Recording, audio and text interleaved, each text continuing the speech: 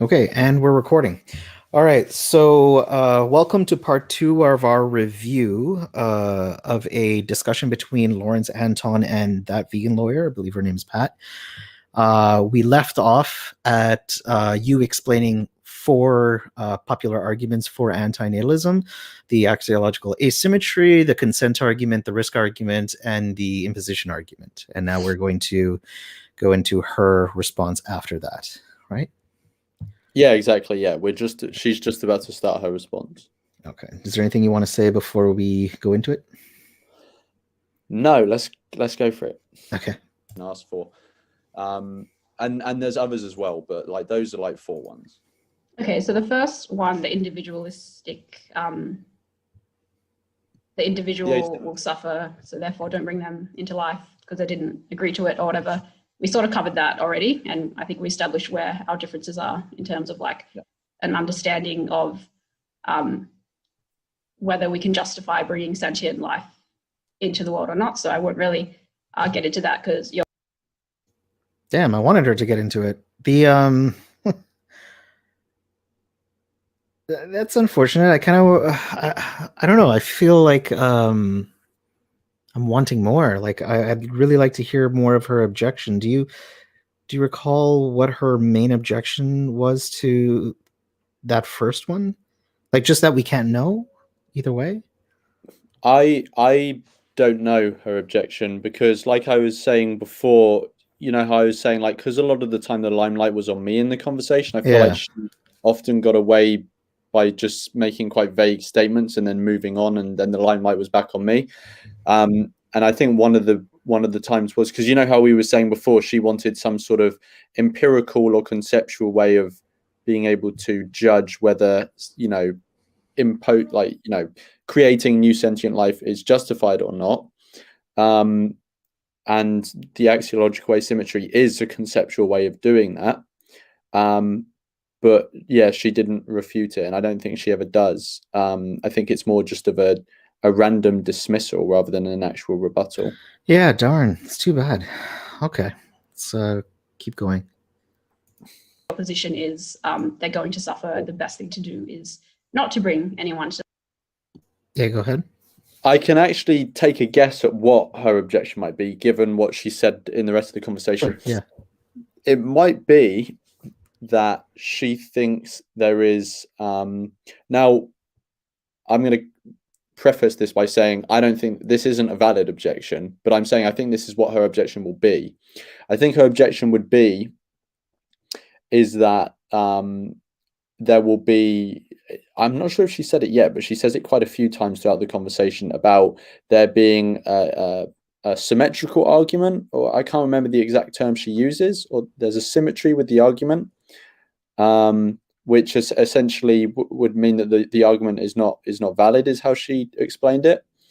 I think what she would say is that there's a symmetry in that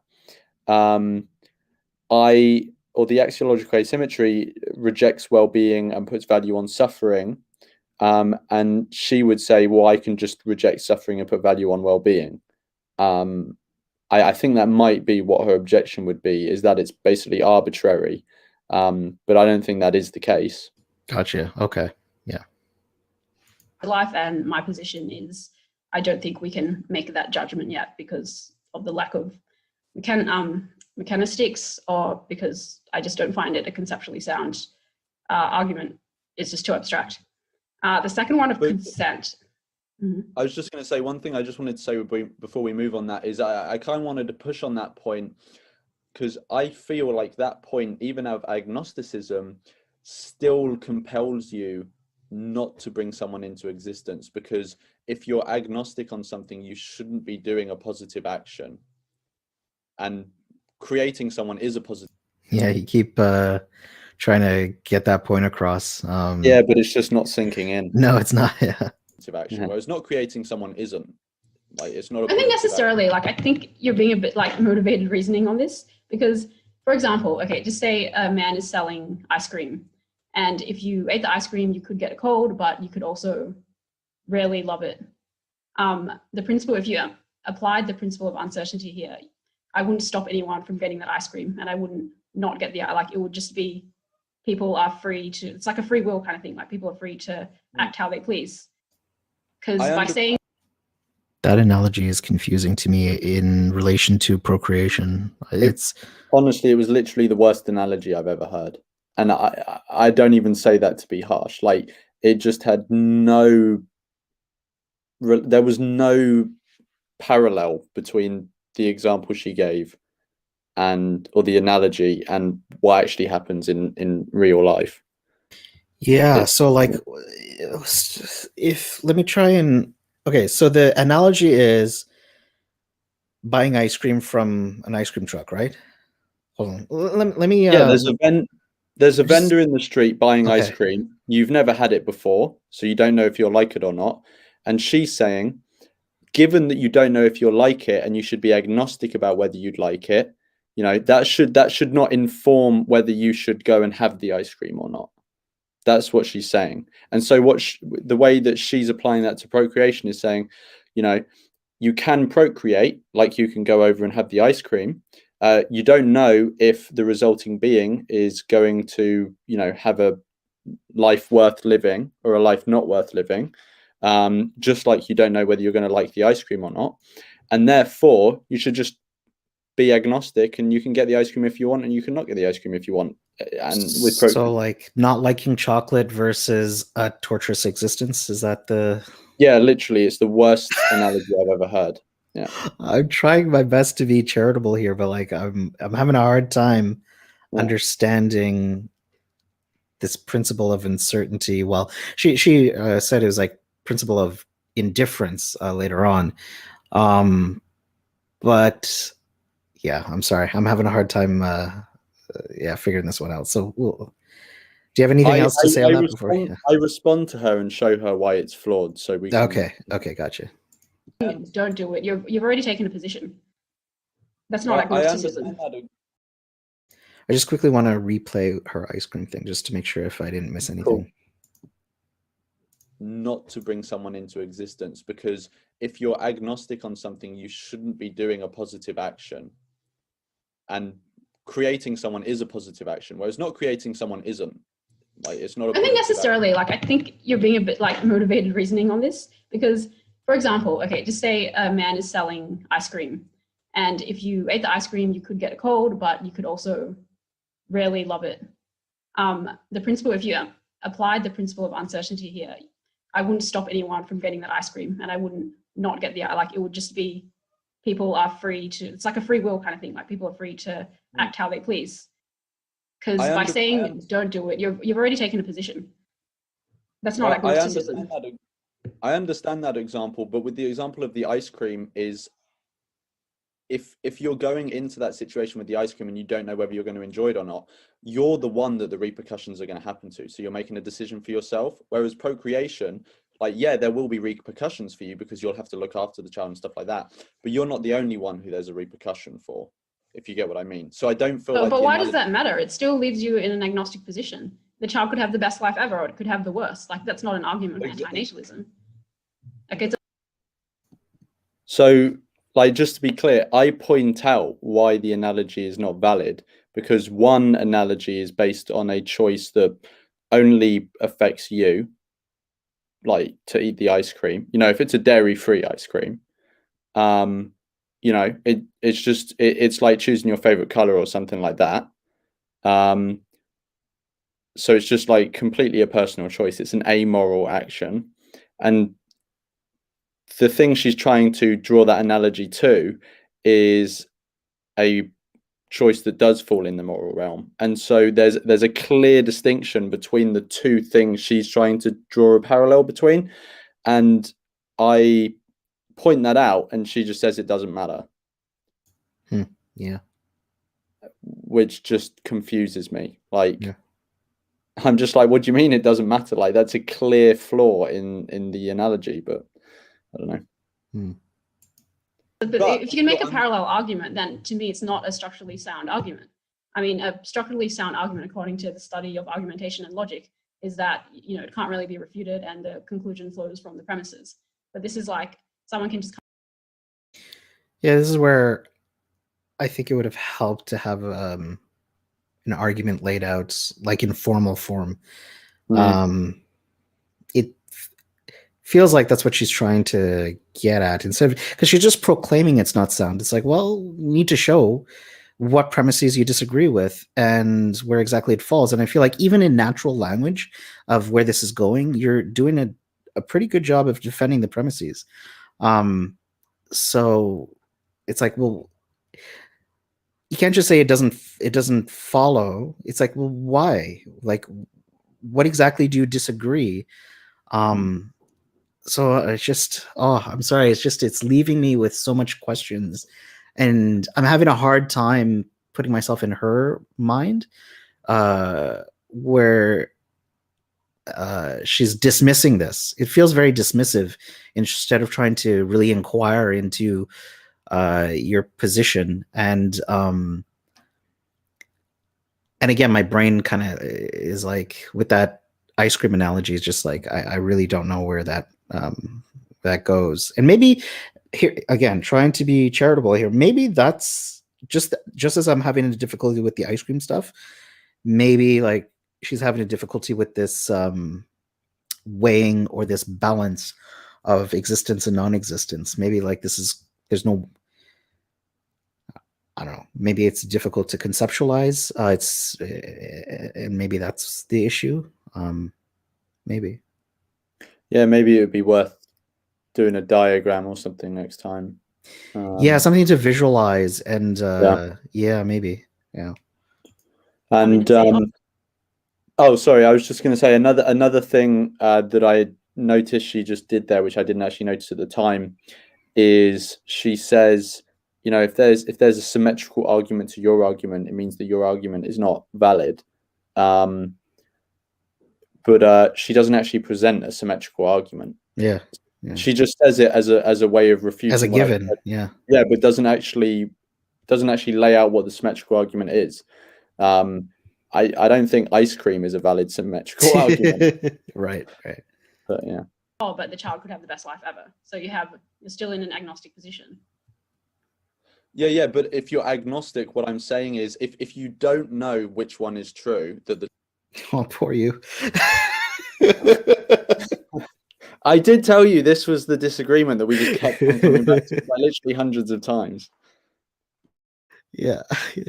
Kudos for patiently doing this. No, it's all good. The child could have a good life or the child could have a bad life. The agnostic position would make you, okay, well, if I don't know, I'm just not going to do anything. Okay. Here's what we disagree on. We disagree on whether the principle of uncertainty entails an action or a non-action. To me, it doesn't entail anything, and people just are free to do as they please, because not taking a side or taking a side is still, that's not an agnostic position. You're still essentially arguing for anti-natalism based on this belief that you have that it's going to cause them harm, and that's greater than the well-being. Or else. Can I just say, this is another reason why I think she's confused about what agnosticism is, because she just says they're not taking a side, and taking a side is not agnosticism, but not taking a side is agnosticism,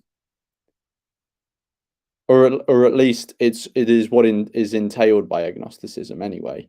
Because if you're not agnostic on something, you've presumably been won over by one side, and so you would take a side. Yeah. So I'm confused why she says not taking a side and taking a side is not agnosticism, which kind of makes me suspect she doesn't know what agnosticism is. Do you get what I mean? Yeah, and I'm used to it in the theological debate. So using this particular word is quite. We have to understand what she means by it, but I think it shifts in the dialogue of what she means by it. I mean, we could just take away the word agnostic and just say uncertainty, right? Like she's uncertain. Yeah. And so from that follows what exactly? Well, so I would say the thing that you would be uncertain on is whether it would be essentially ethical or not to create a new sentient being. So if you don't know, right? So if you know it would be ethical, well, then you can either do it or not. You know, you don't have to do it, but if you do it, then it's ethical, or at least it's not unethical. if you come to the position where it is unethical, well, then you wouldn't do it.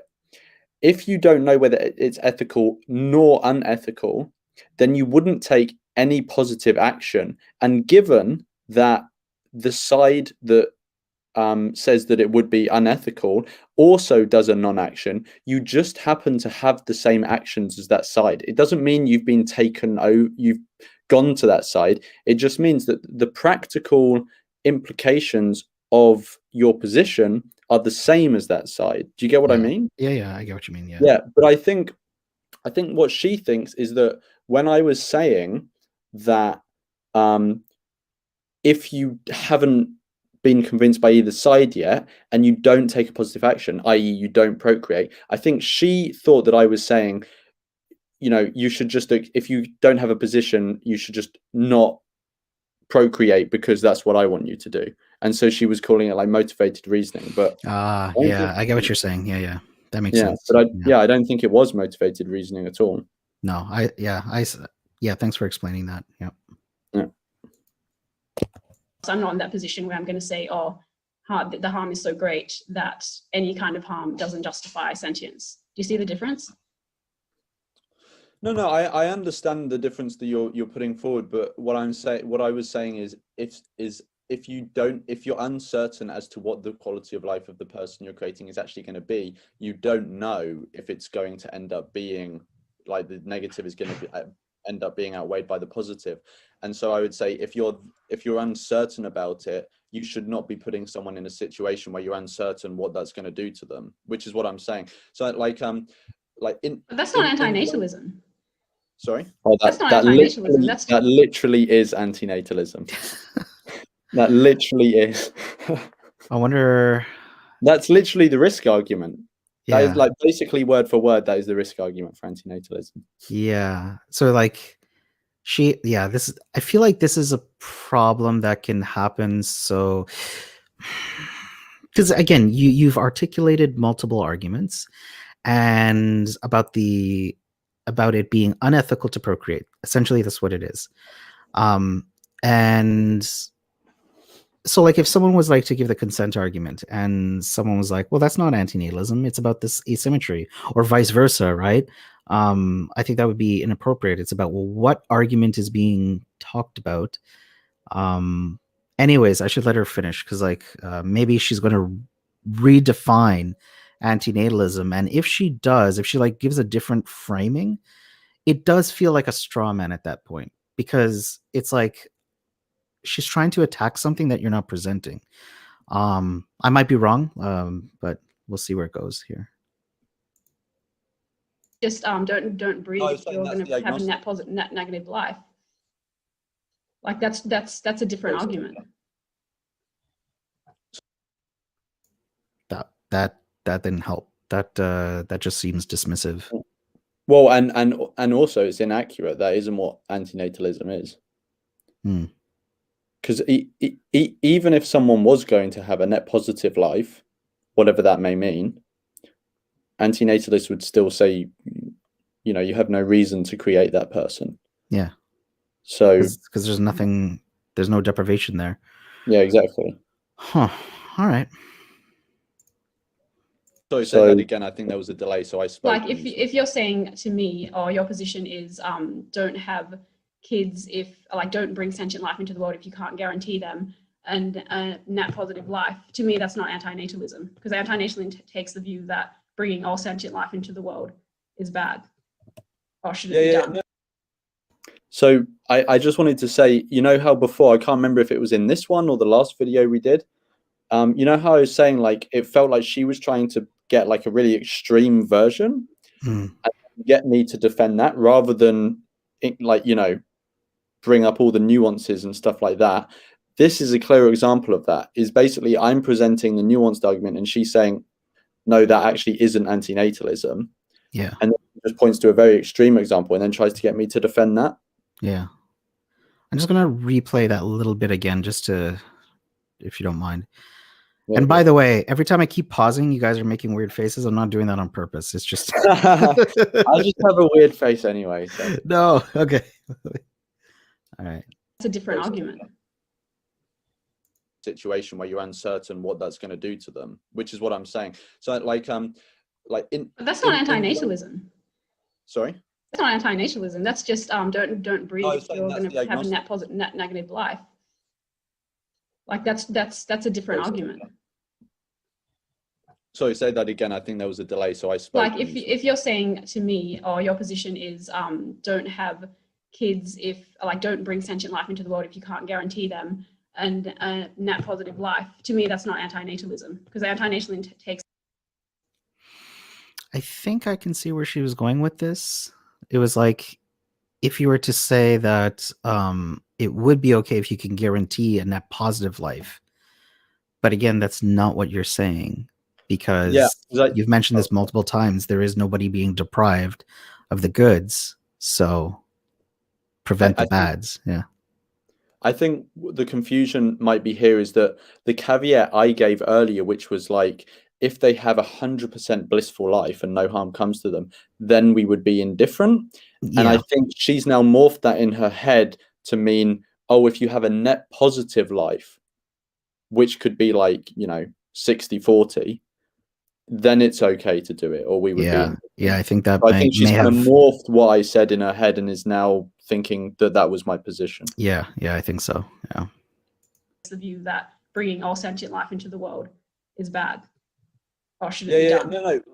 What I was explaining before was what I thought the agnostic position would be. Like, so the agnostic position, when you're thinking about it in your head, is different from the antinatalist position. But what I'm saying is I think the practical actions that would follow from that end up being the same between the antinatalist and the agnostic. But if you're pro-natalist, the action would be different, is what I'm saying.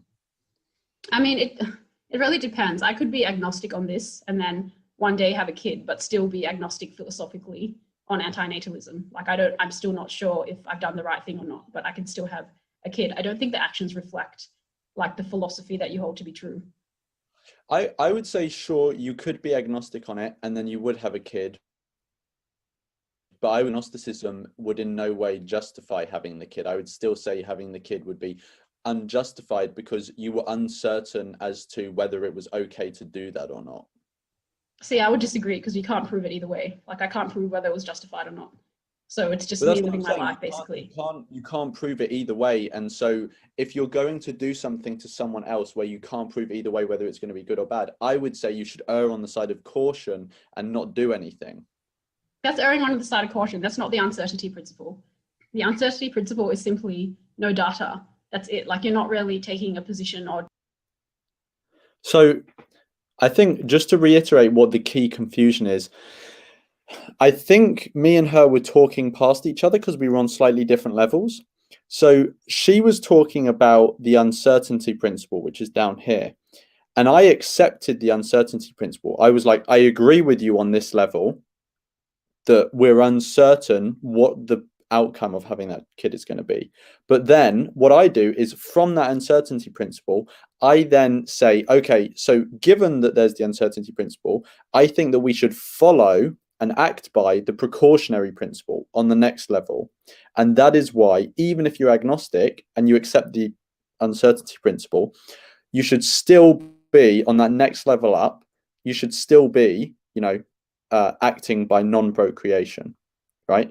And so I was talking on this level and she was still talking on this level. And she hadn't made the next step to, okay, well, if I'm uncertain about it, well, okay, then I should probably be acting by the precautionary principle. But I think she thought I was just talking about the precautionary principle and I didn't have the foundation of the uncertainty principle. So I think she assumed that I didn't accept the uncertainty principle, but I actually was. I had just gone one level up, if you get what I mean. Yeah. So I think that was what caused like a big confusion. Whatever you do is not a reflection on what the statement you hold to be true. That's how I saw the uncertainty principle. But we're probably getting a little bit too deep into the uncertainty principle. But that's how I understand it. Has you can hold a statement to be true, but your reflections don't, like your actions don't reflect on those values because you're uncertain. So you don't have to place a moral value on your actions in the absence of data. Yeah, we can leave it for people watching to.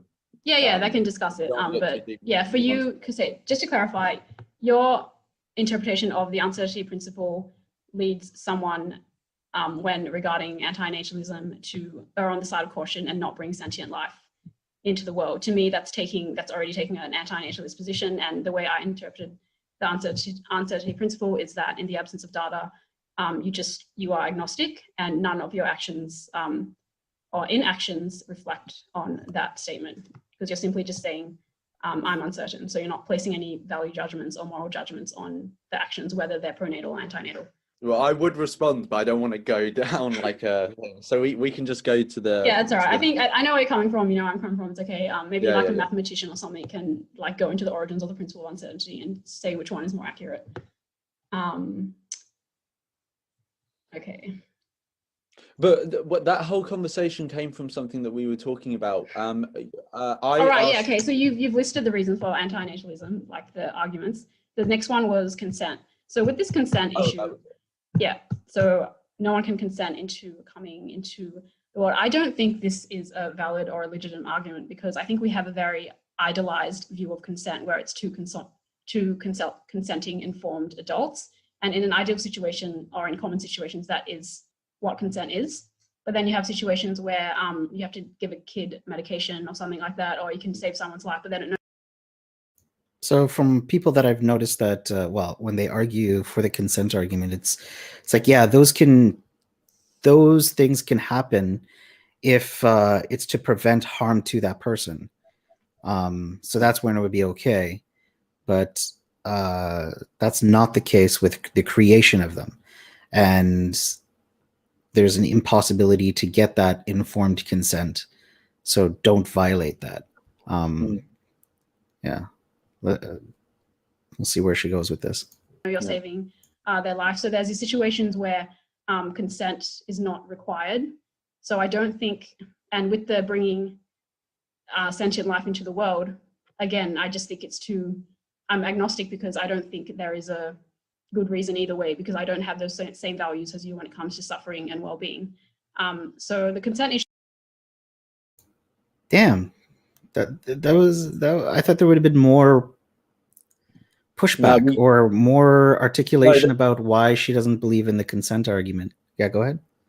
No, I was going to say there is more pushback later. Okay. And I specifically addressed the example of the injecting a child. Okay, gotcha. Okay. Issue is not, for me, it's not a valid argument, because you can just say, you know, if you come at it from my position where I don't value suffering that much, like I don't, like it's not, if someone's suffering, you know, 20% and having an 80% good life, I would be fine with that. So yeah, I don't see consent as a. How do you know they would be fine for that? With that? Well, you don't know. You don't know. That's why I'm agnostic. So, yeah, but like, if you don't know, should you be creating them? I'm agnostic on this. Like, we're just getting back to the uncertainty principle. You know, yeah. Okay. Well, I would say no. If you don't know, you shouldn't create them. But we can go back to the example of the injection. So I would say with consent, once someone exists, there are many valid reasons to, you know, sort of go round consent or something like this. Like if you're a kid, you know, or if you're an adult and you have a child, and you know you need to violate their consent in some way because you know it would be in their best interests, because they may not fully understand the situation or something like this. And you gave the example of injecting them with whatever, something. I would agree with that. So once people exist, I think, you know, reality doesn't exist to be convenient to us. We have to navigate all these moral issues and stuff like this, and sometimes that involves violating someone's consent, and that's perfectly fine. Like just to make sure for anyone watching, there are many reasons that you wouldn't violate someone's consent. Like, I'm not just saying consent is nothing, but when it concerns someone who isn't in existence and you're bringing them into existence, I would say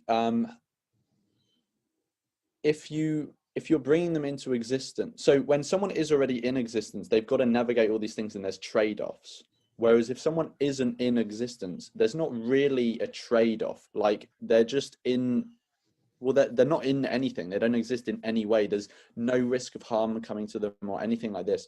Whereas if you are, without being able to ask them or get consent from them, bringing them into existence and putting them at risk of great harm, or any harm, without asking them and without them saying that it's okay to do so, I would say that's not justifiable, because it's not, I don't think it's comparable to the examples where someone already does exist, like injecting them, because then you're doing something that will be in their better interests.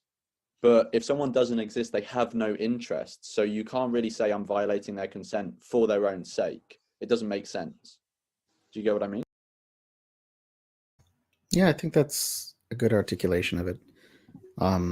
Thank you. Yeah, I mean, yeah, okay. I don't have anything else to say on it. It's unethical to bring them into existence because they're going to suffer. But I could just make the parallel argument, like there could be an amazing person that helps many people and saves many lives. Like it's still not a structurally sound argument for anti-natalism for me. Can you pause quickly? You know, that. So here, I want to point out two things. So the first one is, again, she says that she's laying down this symmetrical argument, but it's not a symmetrical argument, because the reason she thinks it's a symmetrical argument is because, again, she completely misunderstands the axiological asymmetry, which she actually dismissed without giving a counter. And so she's dismissed something that she doesn't even understand. So if she understood the axiological asymmetry, she would understand that it's not a parallel argument to say, oh, well, I could bring them into existence so they can have this really good life, because they don't want the good life. Like, that doesn't matter. So it's not a counter argument. Yeah. You don't know what sort of life they're going to have. It's still uncertain, and it still doesn't convince me out of agnosticism, because again, it's just too abstract. Yeah, a lot of these arguments are just going to boil down to me being like, we don't have a mechanism for that, or we don't have data for that.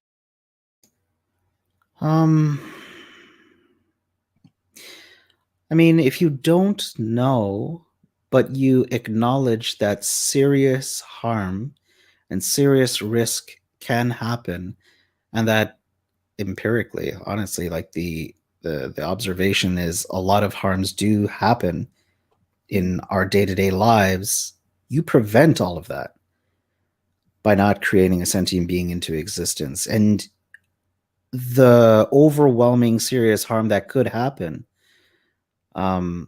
outweighs, or sorry, I don't know. I don't understand why there's like this impasse here where she's like, well, I don't know either way. And it's like, okay, fine, we can acknowledge that. But would you acknowledge that serious harm is probable or can happen? Like if it can, and that even in the best of lives, serious harms come to individuals, all that is prevented, right? Yeah. And oh, sorry. Did you want to finish? No, I'm just making noises now, just to like. Well, I feel like, you know how she said, I'm going to remain uncertain because we don't have a mechanism, we don't have data.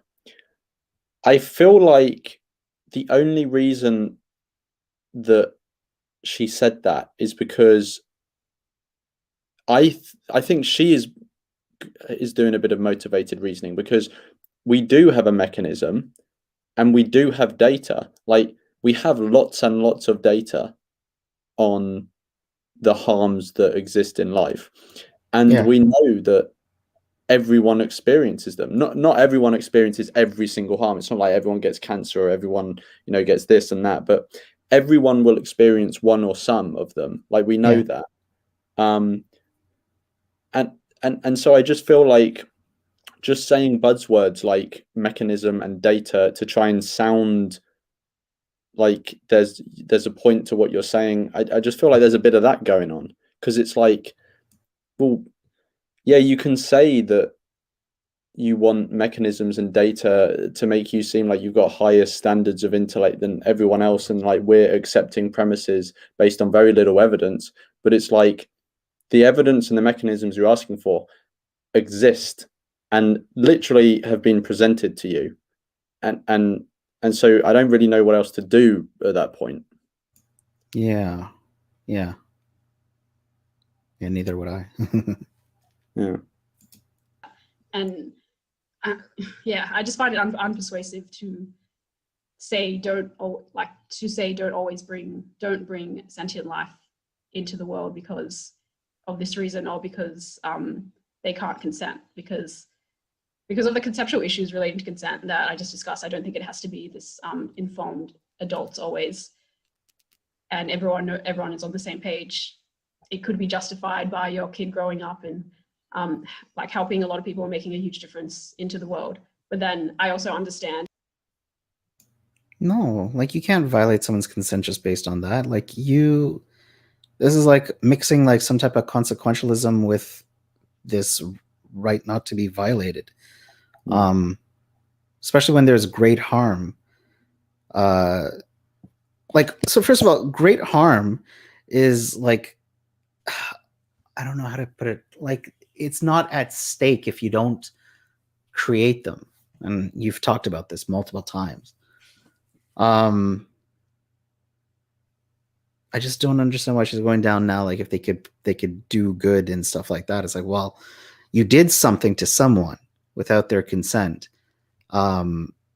regardless of what they do with that at the time.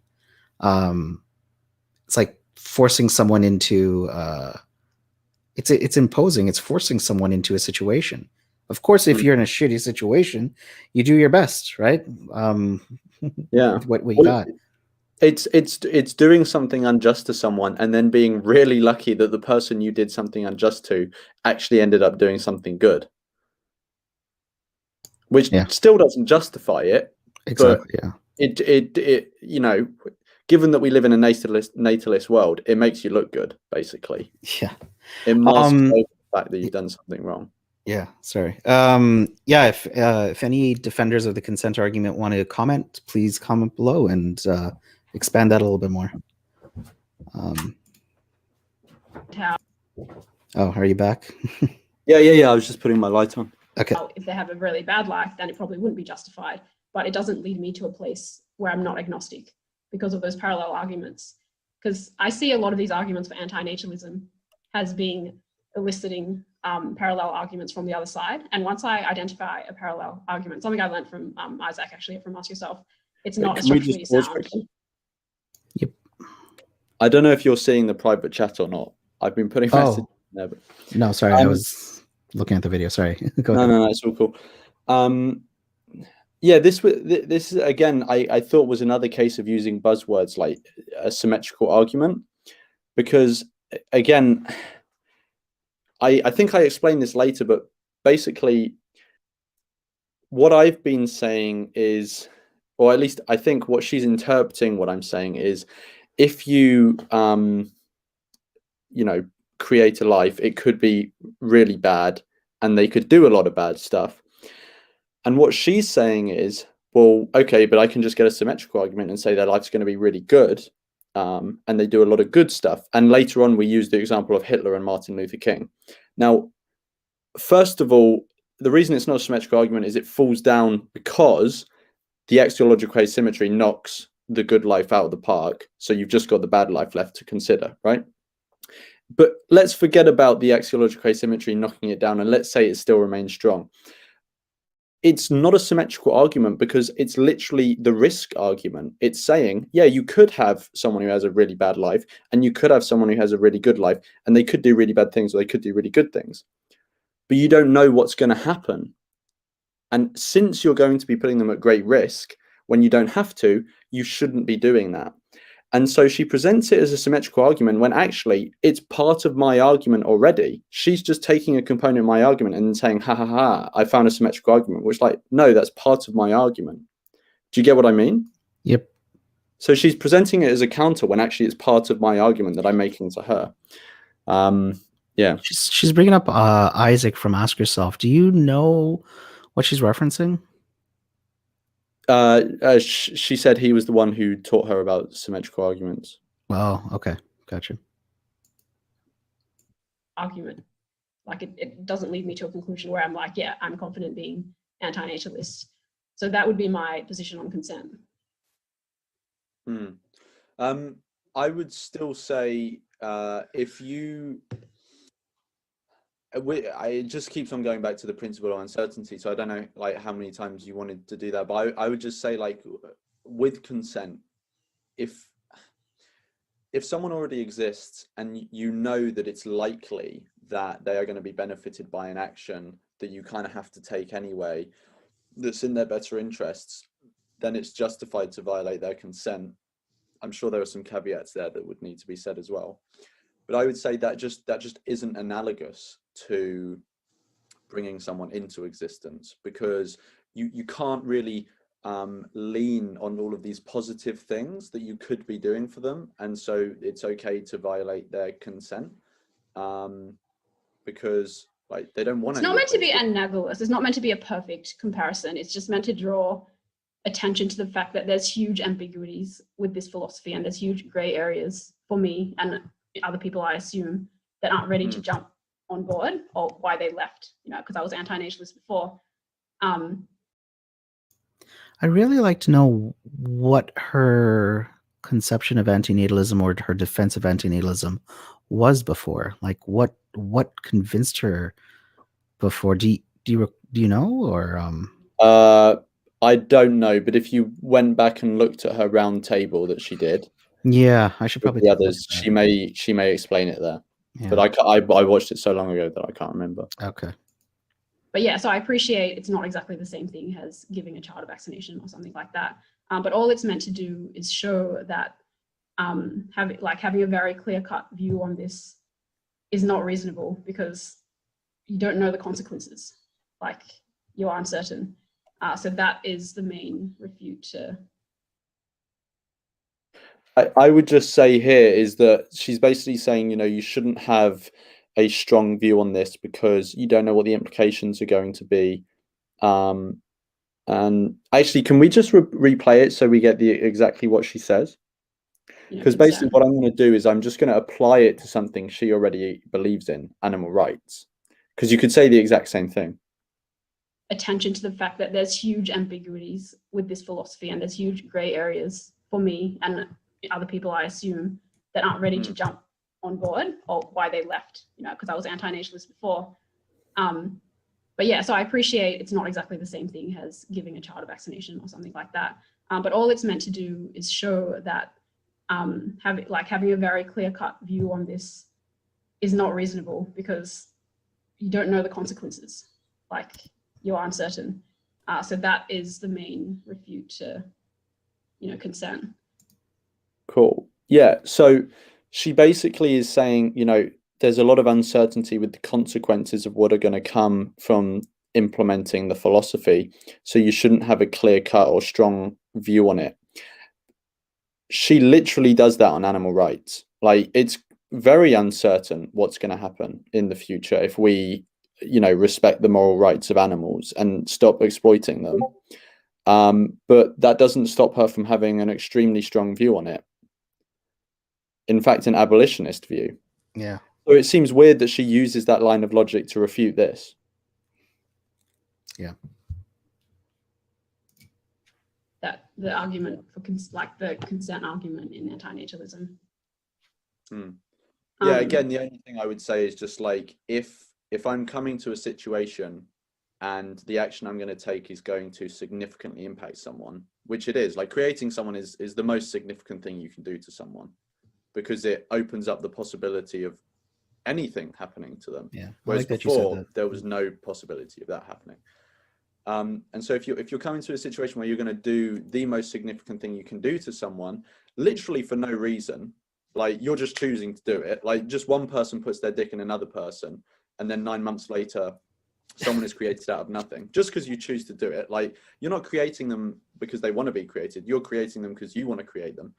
I would say if you're uncertain in any way about what is going to happen and what their life is going to be like, I think that uncertainty should lead you not to do anything, because that's just the way I see it. And I think most people would probably agree with that, but it seems that you don't, but I've just provided. Yeah, it's like playing Russian roulette, right? Yeah, exactly. Like it's literally putting a bullet in the chamber, rolling the chamber, and putting it against someone's head. Yeah. And she seems to think that's okay. Like I think if you were to phrase it like that to the average person, once you get past the bit of a like cognitive dissonance, I think they would agree with that. Yeah, we Like, don't, in anti-natalism dialogues that I've seen, we rarely use that analogy or that term.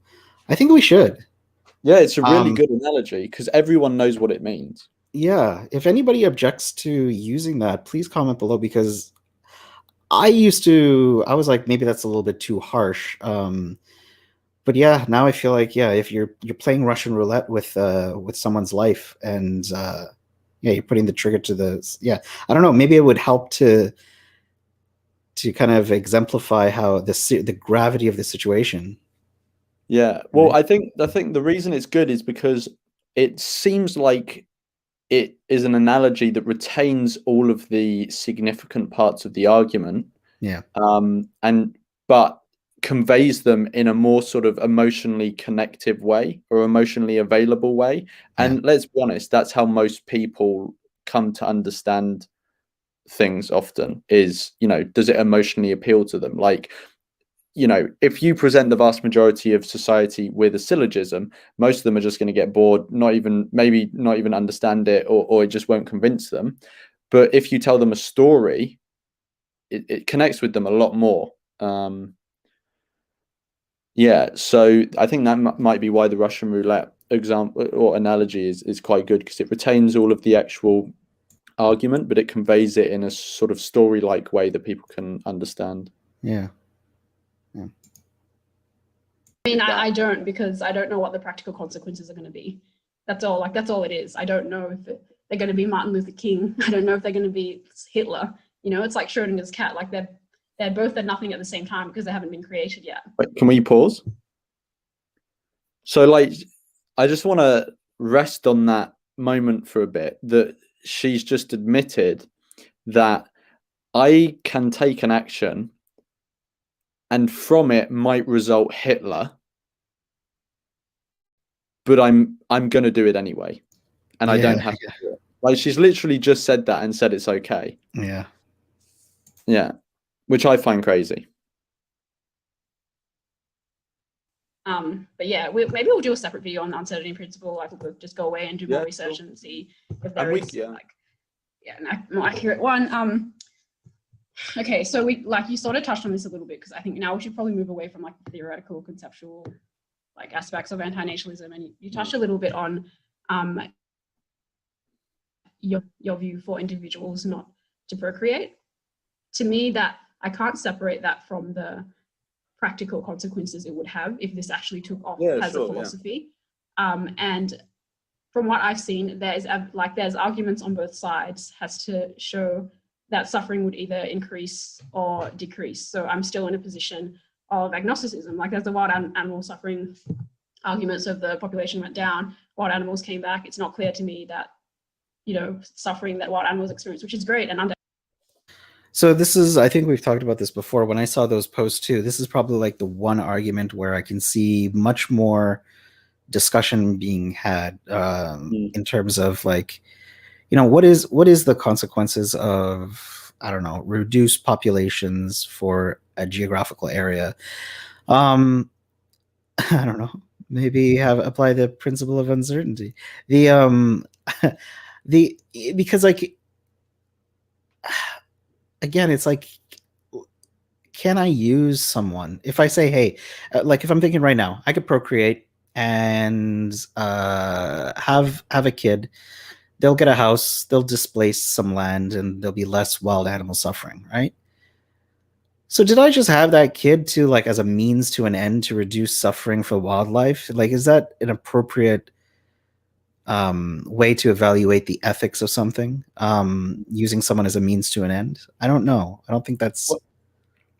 And also, I think I kind of sort of allude to this, but I don't explicitly say it.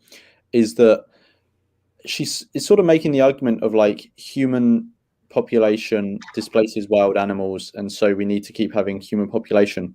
But having a human population is not the only way that we can displace wild animals. Yeah, you could just like pave over land or something, or Yeah, exactly. Which is actually what I say. Like I use that example, but okay.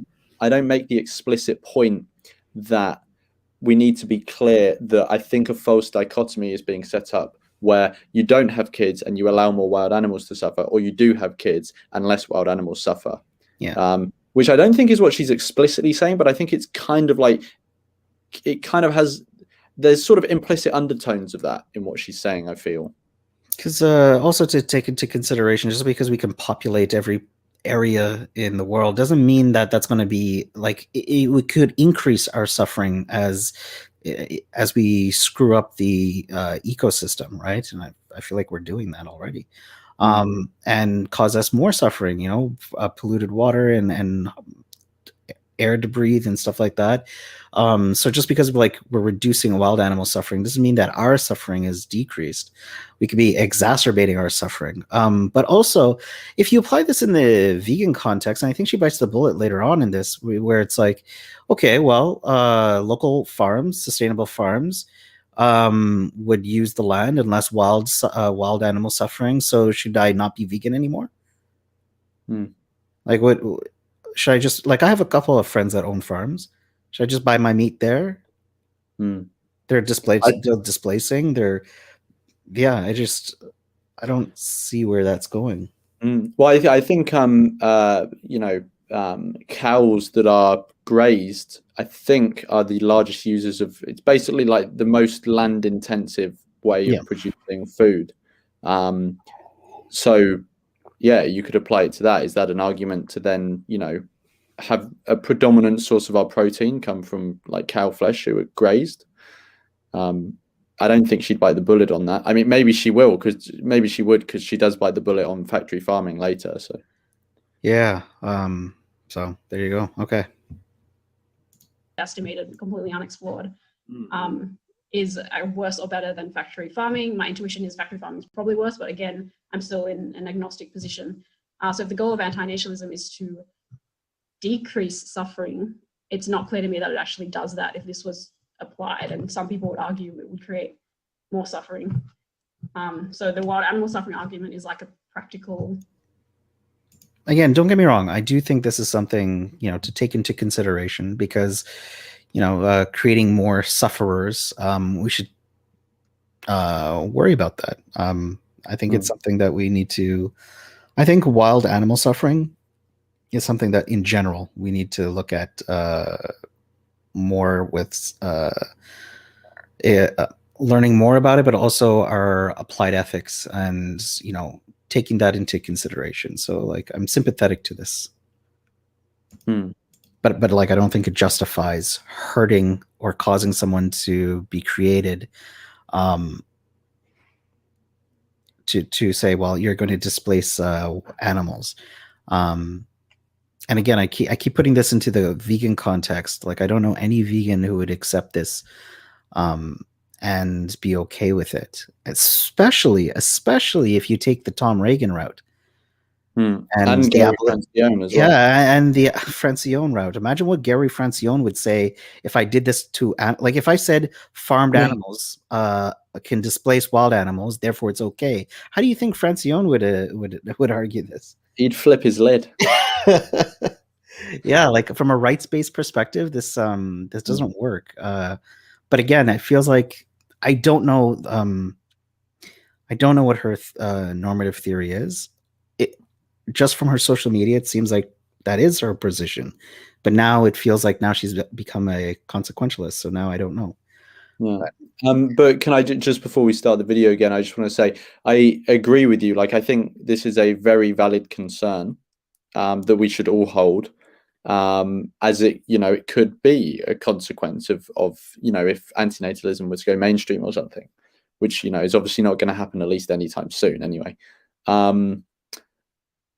But yeah, it's not an argument for procreation, or at least it isn't an argument against antinatalism. But I sort of go into that in the, because like if you think about the like reduced populations, like given a time frame, it could increase the well-being of wild animals having less of us here, and it could increase the well-being of us having less of us here, given the positive environmental impacts for these ecosystems.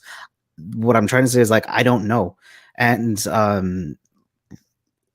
I would say again like it's something that we should take into consideration, but I have a hard time when I'm thinking about the harm to an individual, saying, okay, what is it that can I justify your creation and that I accept would violate that consent, and great harm is likely to happen to you, or severe harms, but that would be justified because of displacement of wildlife.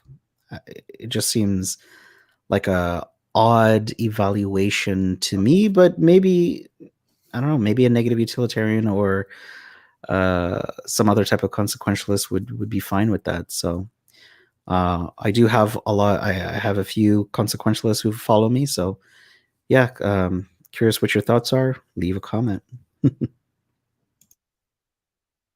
Outcome, like a practical it's like a consequentialist kind of take on things. Yeah. I don't buy into it 100%, but again, it's enough for me to get off the anti-natalist fence and just sit on the fence. No, I think it's a very valid concern. I think, you know, again, I just feel like I could do that for veganism and just not be vegan anymore. Yeah. No, don't worry. I bring that up later. Okay. Even if, so even if we remove the theoretical stuff, let's assume for a moment that everyone agrees with antinatalism, and you know everyone is in agreement with that we should stop procreating. That doesn't then just like remove the fact that there are going to be practical implications that may be bad, right? Like if the space that we leave, wild animals come into, and there's actually more suffering. So I agree with that. I don't think that is an argument against antinatalism. I think it's an argument for being very considered in the way that we implement some sort of policy or take action. And the way that we conceptualize suffering, again, it could be more sufferers, but the quality of suffering could change. It could have varying degrees. Just because there's more units doesn't mean that the threshold is the same. If that makes sense. Yeah. Oh, okay.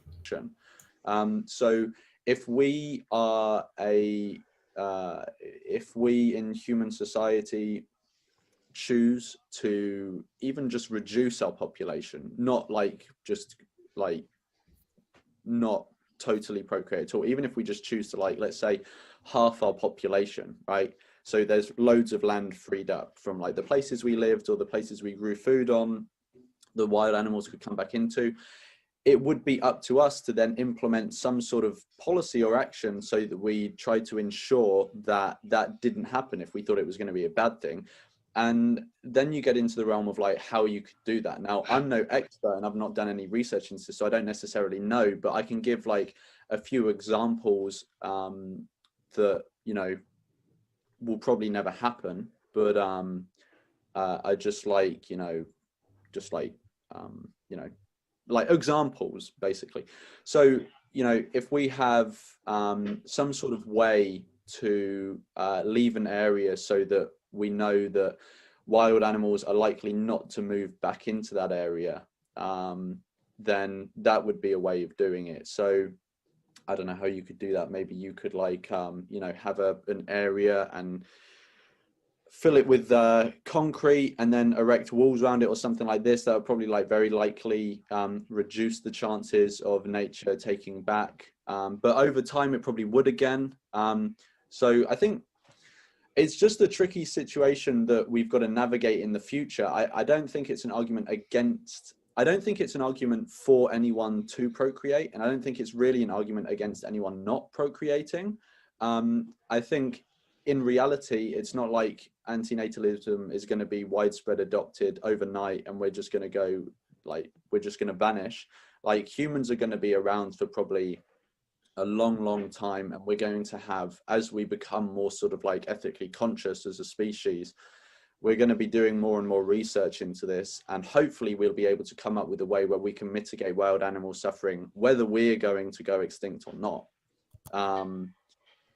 So that's what I'd say, that concern that you and I have, like I have the same concern.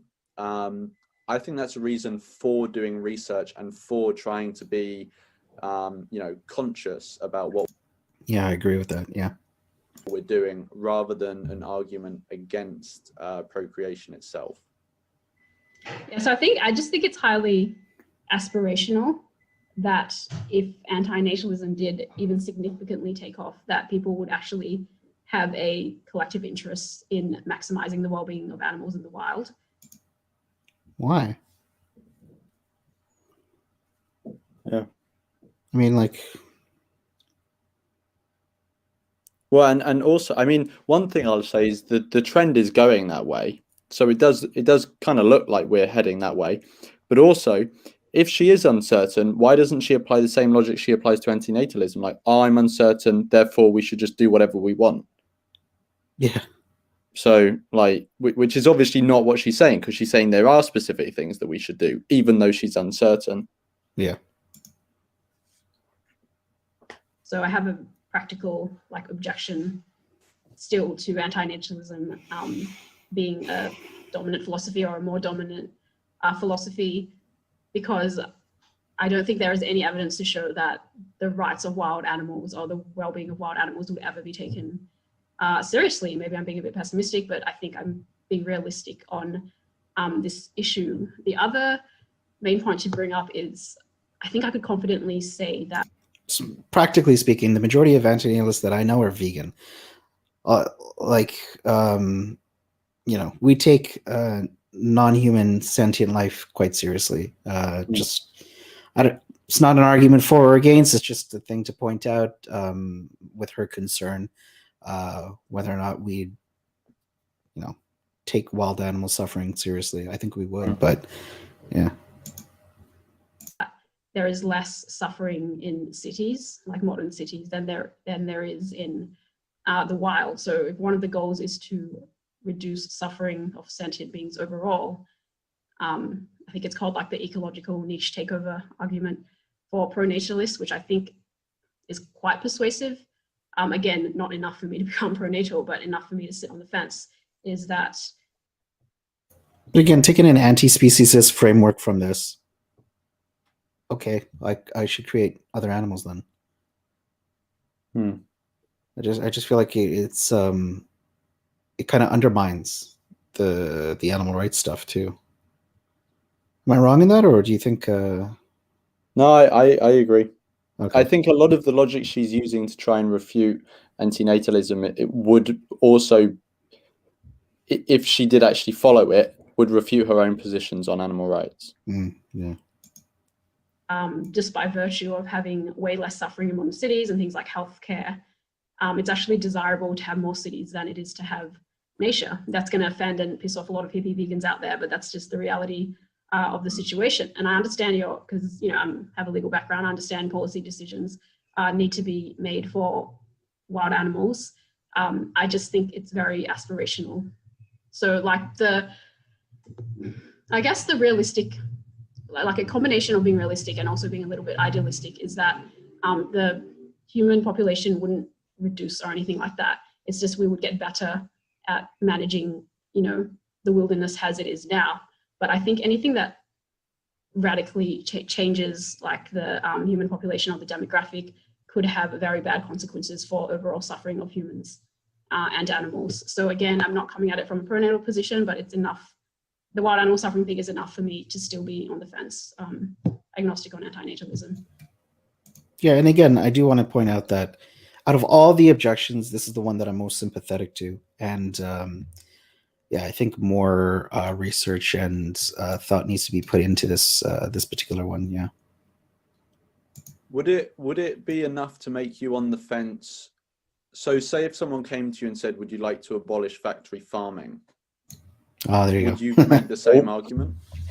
prepare to drop the mic. Would you say, I will be agnostic on the situation because I don't know whether if we abolish factory farming, all the land it takes up with the actual farms and the cropland to feed the animals, if nature came back and there may be more suffering, it doesn't make the exploitation of animals in factory farms justified, right? Well, I think factory farming should be abolished, and I think it will be abolished one day, but it'll take time, and it'll be. Okay, but that doesn't really address the. Yeah, it dodges the question. One farm shuts down here, another farm shuts down there, and then slowly has big vegan businesses blow up and take more of the land. That will eventually see that transition. Yeah, but even vegan businesses still use animal products. Sorry, go ahead. Oh no, I was just going to very quickly say, I agree with you. It may not be the case what she's saying, but let's assume it is the case. So she's using this line of logic with animal rights of veganism. She's saying it will happen steadily over time, so we'll be able to adjust and stuff like this, and it'll all work out okay. Well, why couldn't I use the exact same argument for antinatalism? The human population is going to decline over time, so we'll be able to figure things out and it'll all be okay. Yeah, you could do the same thing. Yeah, exactly.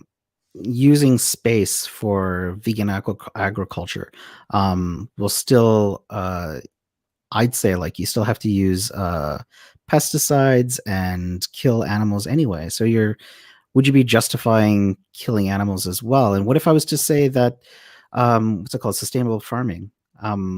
If that was to maximize the well-being of farmed animals, because now I've created animals that would have a well-being and they get killed one day, right? And I've displaced the wild animals, so I've created more well-being. If I brought this up as because you have what would you say to that if I was to say that? What if it's a good thing if we bring animals into existence and then slaughter them because actually they've had a net positive life? They have a net positive life. They've displaced wild animals. They've reduced over. Yeah, no, I would say it's still not justified because they didn't want that net positive life, and you're trying to justify slitting their throat by appealing to something that they literally didn't even want in the first place. Yeah. I'd be curious how she would answer that. And I think realistically speaking, we will see a transition from meat and dairy businesses to a global plant-based food system, not because people are moral, but just because of sustainability issues. So I think it's going to be a gradual transition, but I don't see how that's an argument for anti-natalism. That's just an argument for. But yeah, as you mentioned, it could be a gradual transition for antinatalism too. Yeah, exactly. Yeah. In fact, that's given the fact that we're such a fringe philosophy, chances are, it's going to be definitely a small, small transition. Yeah. Not factory farming.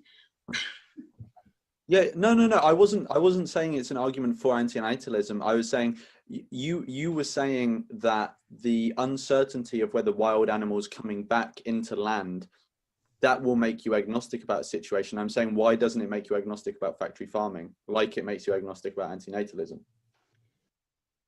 And I think you mentioned this about the concrete thing, right? So if I was to use her analogy about using veganic farming, then yeah, okay. What's even better? Cement the whole thing. Yeah. Right? If you want to go down that weird route.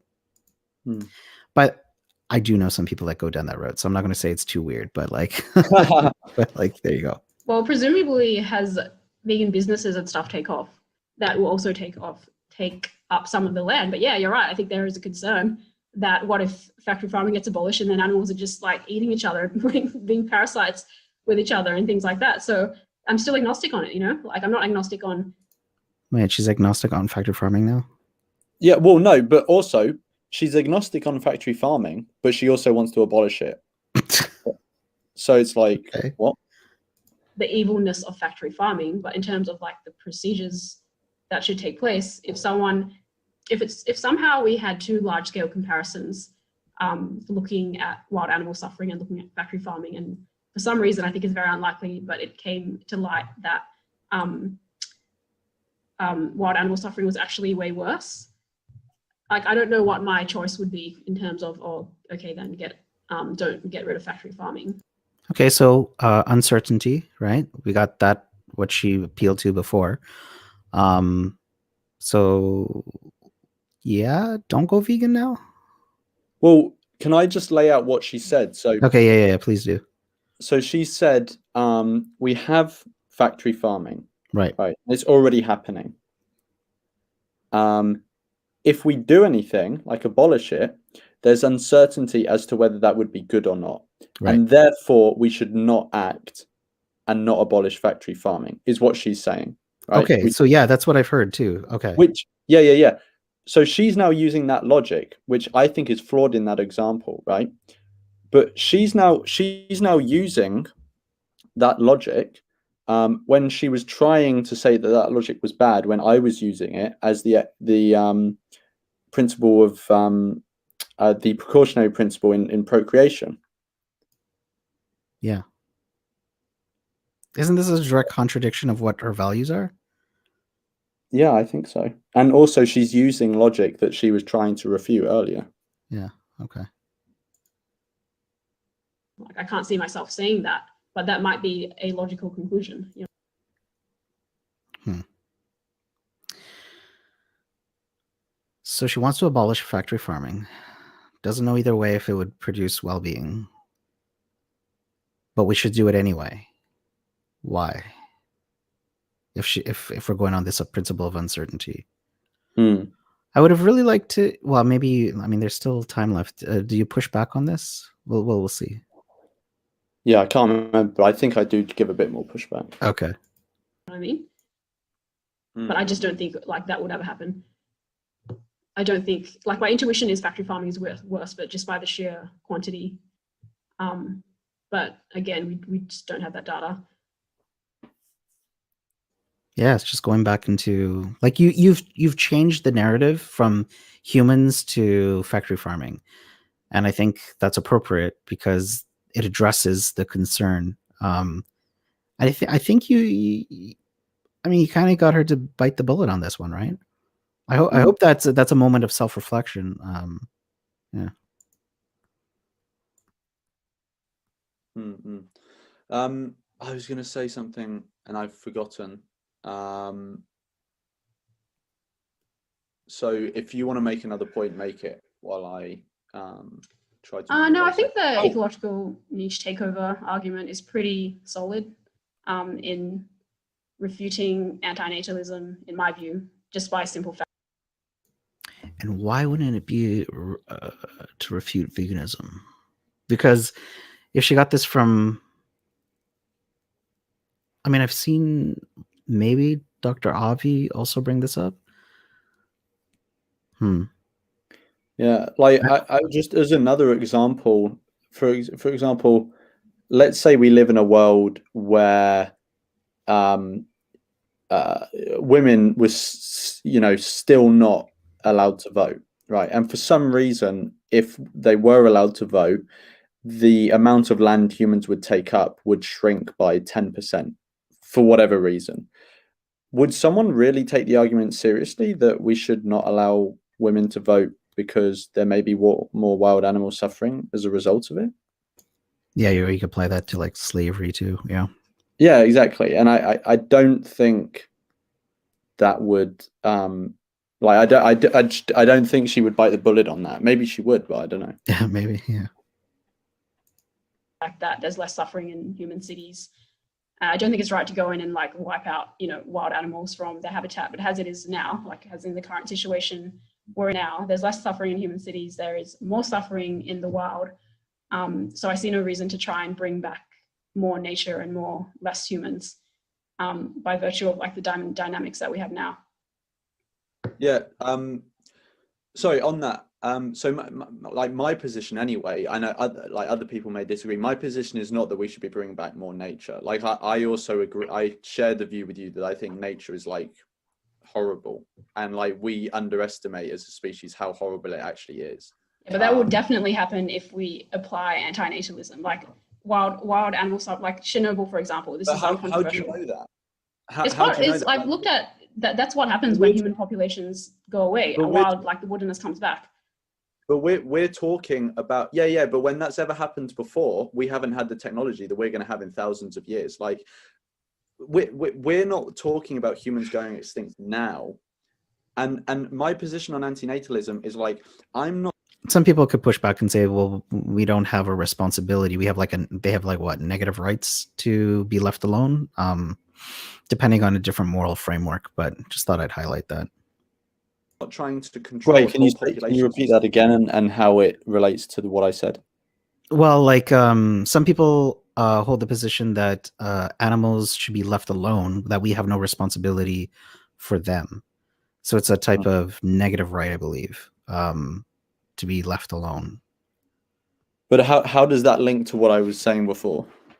Well, both of you are agreeing that we have some type of responsibility, or we have to take into account that suffering.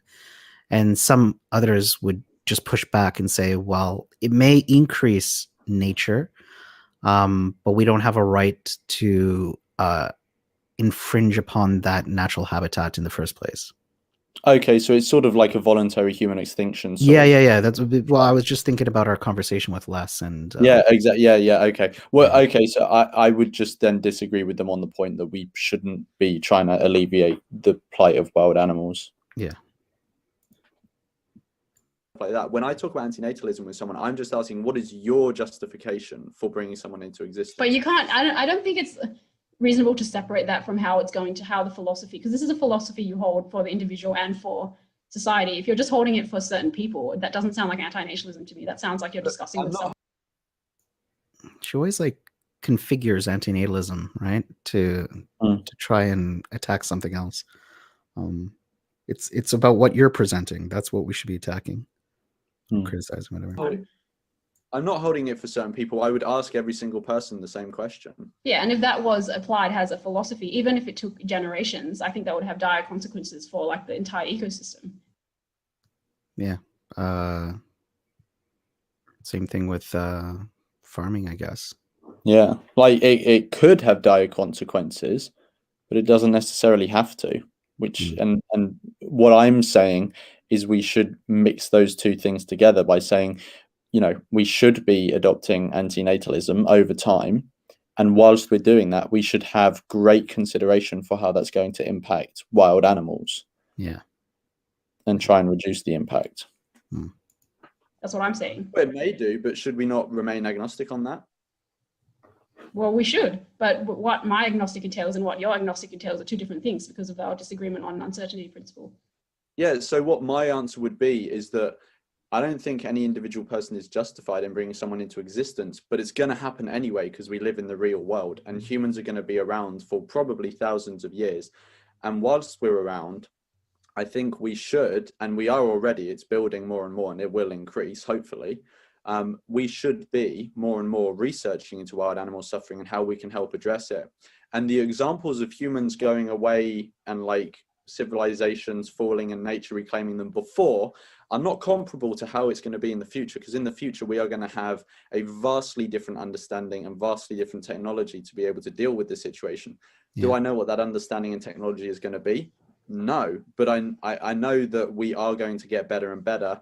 And my position on whether people should procreate or not is not going to change that. And me going around and trying to ask people, what is your justification for that, is not going to change that. Humans are still going to be around in the real world for thousands of years likely. And so this question about wild animal suffering, I think my position at the moment is, we don't know what it's going to be like, which is why we should be doing more and more research. I'm not telling anyone not to do research. I think we should be doing more research than we are at the moment. But I don't think that's an argument against antinatalism. These sort of practical considerations that we need to make are so far down the line that they aren't really relevant at the moment, because it's almost like appealing to a butterfly effect. It's just so much uncertainty. And again, if you apply it to other cases with say veganism or as you were mentioning, women's rights or slavery or whatever, we don't ask these questions, right? And by that, I'm not trying to dismiss it. Like, I do think we should consider it, but I don't think it's like a, what's it called, a knockdown argument. If I had like a magic needle to inject people so that they would sterile and couldn't give birth, and I was going around doing that to everyone, then yeah, maybe we would have to consider the practical implications of that for wild animals. But that's not the case. It's such a fringe philosophy that you don't really have to try and refute the theory of it with these practical implications, because the practical implications are irrelevant for thousands of years, likely. I mean, that was what I would say. Yeah, I just wouldn't agree that we have to, like, it's reasonable to divorce the practical implications from the theoretical philosophy, because the main reasons people adopt a philosophy is that they think it's going to be productive, or that it's the moral thing to do long term, like I assume for the well-being of other humans. So if you're saying, I have this philosophy for individuals now, but it's not going to take off for like 1 million years or something, but I don't have to deal with like any negative consequences, that doesn't seem like you're fully like committed to that philosophy. If you're making like these exceptions or saying some things are like, it just seems weird. No, I would say it is. I'd say it's the same with animal rights. You could hold the position that animals should not be exploited and that we should move away from that, but you can hold the position as well at the same time that we shouldn't do it overnight because it may cause more bad than good. And it's the same with anti-natalism. It's exactly the same. But the She sounds frustrated, but like, I see where you're going with this. Yeah, like it's exactly the same like what she was saying before. Like, you can have an ethical position saying something's wrong, and at the same time recognize that if you make that thing that is wrong go away, it may have bad practical implications. And so you use the time over which you're making the bad thing go away to try and address the practical implications. And she accepts it for animal rights, but she doesn't accept it for antinatalism. Mm-hmm. Yeah.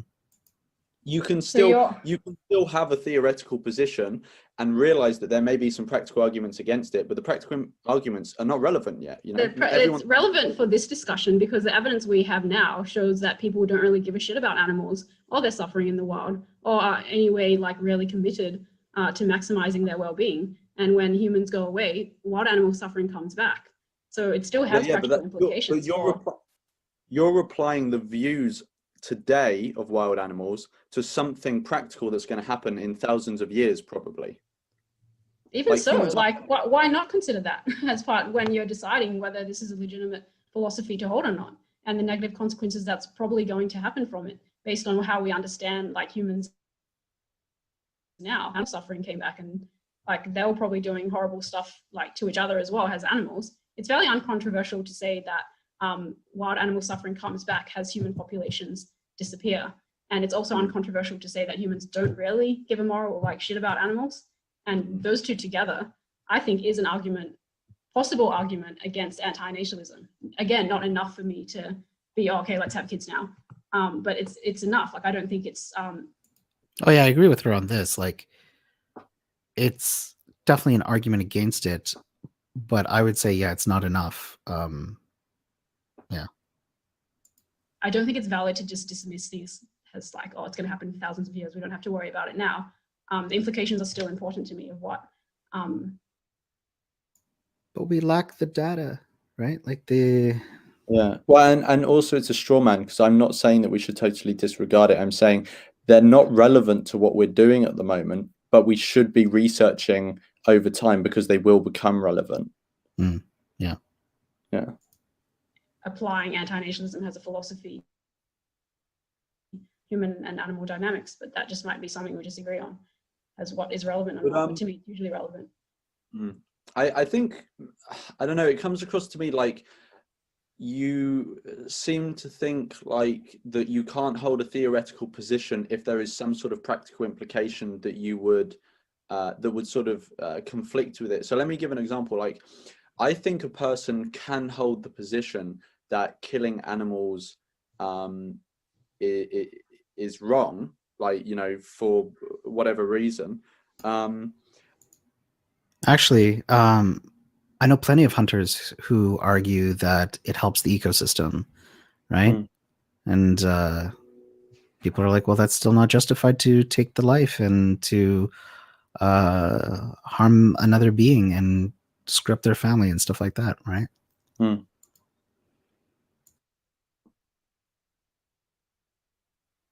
But you can live in a world where you know that, you know, some animals are going to be killed, like crop deaths, for example. And I think that still applies I to just procreation. want to listen to that one more time. Think like that you can't hold a theoretical position if there is some sort of practical implication that you would that would sort of conflict with it. So let me give an example. Like, I think a person can hold the position that killing animals is wrong, like, you know, for whatever reason. But you can live in a world where you know that, you know, some animals are going to be killed, like crop deaths, for example. And I think that still applies with procreation. You can disagree with procreation in and of itself, but also at the same time realize that maybe we do live in a world where humans are going to have to exist to mitigate some things. Interesting. Yeah, I don't have anything to say about that, but interesting point. You know, so it's like, I think you can hold those two positions. Like, you can say that any individual person is not justified in procreating, but, you know, thousands of years down the line, when we get to this position, it may be the case that humans might need to procreate a bit longer so that they can help wild animals in some way. But you can recognize that still the action in and of itself is not justified. That's not my understanding of anti-natalism. Anti-natalism to me was creating sentient life is bad, is always going to be bad by virtue of suffering. But you, yeah, again, trying to like bring it back to just a super simple definition. That's yeah, why. Yeah, it's unfortunate. You seem to have like nuances and like caveats. Because you can say some things. So, for example, what's happening so Gary Francione, for example, he's like, there's no, it's unethical to use animals to experiment on, to use their material and stuff like that. So with the vaccine, he's like, it is unethical to use animals for medicine and vaccines, but it's a permissible harm, right? And so for now, you can still say something's wrong, but given our context, this might be what, you know, the hands that were dealt with, so to speak. It's like lifeboat ethics, right? You're stuck in a lifeboat. Would you know, to save the majority, would you do this bad thing? You're agreeing it's a bad thing. And what we're trying to do is like, is that still bad? And so, yeah, it's still saying it's a bad thing. So there's no way that I could have said that. I could probably find a better way of articulating that, but do you get my point? I get what you mean. So let's say you're on a some sort of you know, desert island, and yeah, like you gotta kill an animal or something to feed yourself, right? Like, yeah. Well, I don't know if that's where you were going, but go ahead. Well, I mean, that's an example as well, but I was going to say, like, let's say you're on a desert island and there's like 5 of you stranded there, and for some reason, for 4 of you to survive, you've got to kill the other one. Now, you could obviously say, you know, it's an immoral thing to do to kill that person, but also recognize that given the situation, it's a permissible thing to do because, or cannibalize if someone. I don't know. I'd hope someone would volunteer, or you wait till the one person dies. I don't know what I would do in that kind of situation, but yeah, neither do I. But this just gives the example of like a bad thing. You can still say it's bad. It's still harm. But given the context that it would be understandable or permissible under certain contexts. That's kind of what I was trying to get at. Yeah. Where in this world it might be okay, if this happened, it might be slightly better. Every philosophy has caveats. Like, look at animal rights; it's got caveats coming out its arse. Well, that's not anti-natalism. Like, if we looked up the definition, I don't think it's in. See, this is weird to me. It's like she agrees animal rights is allowed to have caveats and nuance, but anti-natalism isn't for some reason. Yeah. And I don't understand that. She's like, no. This simple definition over here that I read, like, we have to stick to that. There's not allowed to be any nuance. Yeah. And again, people do that with veganism. They dismiss it like, oh, well, you got medicine, right? you're not vegan anymore. Yeah. Or I don't know, you use soap that had like some trace amounts of something, you're not vegan anymore. People try to play this I gotcha kind of thing. It's like the strict definition, and that's actually why like I get kind of annoyed by the vegan stuff too, because I know, you know, level 10 vegans that are like, if you do this, it's no longer vegan, you can't call yourself vegan. And yeah, I just feel like this is kind of what she's doing. Yeah. It's like, unless you're a level 10 antinatalist, you're not, it's level 10 or it's nothing. Yeah. And I don't know any system of ethic that works like that. Manage everything better. That's an argument for a reduction of population and better management. Anti-natalism at its core is suffering is always bad, sentience is always bad. I feel like you're not even really anti-natalist from this conversation. Like, you're putting arguments for like a reduction of population, a better management of the ecosystem. That's not anti-natalism. No, what I'm saying is that, so with antinatalism, yeah, I agree that no individual person should procreate, but I also recognize that people are going to. That's what I'm saying. When I'm saying about this reduction stuff and management stuff, I'm saying that regardless of my views, people are going to continue procreating. Like, people are doing it now. Maybe that person over there in the house is procreating, I don't know. But like, what I'm saying is, yeah, I have my like image in my head of what I would, you know, like individual people to do, but I can also recognize that in reality, people are going to continue. So it's like, let me give the example with veganism. In my head, I want everyone to stop exploiting animals, but I also realize that people are going to continue doing that. And actually, maybe in the long run, that might be better, because if everyone stopped overnight, it could wreak havoc with stuff like wild animal suffering, and even it could wreak havoc in human society as well. That's all I'm saying. I think. Okay, just to me, they're two different discussions. We're discussing anti-natalism theory, and then we're discussing how we would manage a world where anti-natalism was applied, or what would happen if like 50% of it was applied or something like that. Like, we're no longer discussing the philosophy of anti-natalism. We're discussing consequences of. Well, I mean, she brought up the consequences, right? I know, I say that. I say the reason we're discussing it is because it's literally in your Instagram post. Okay.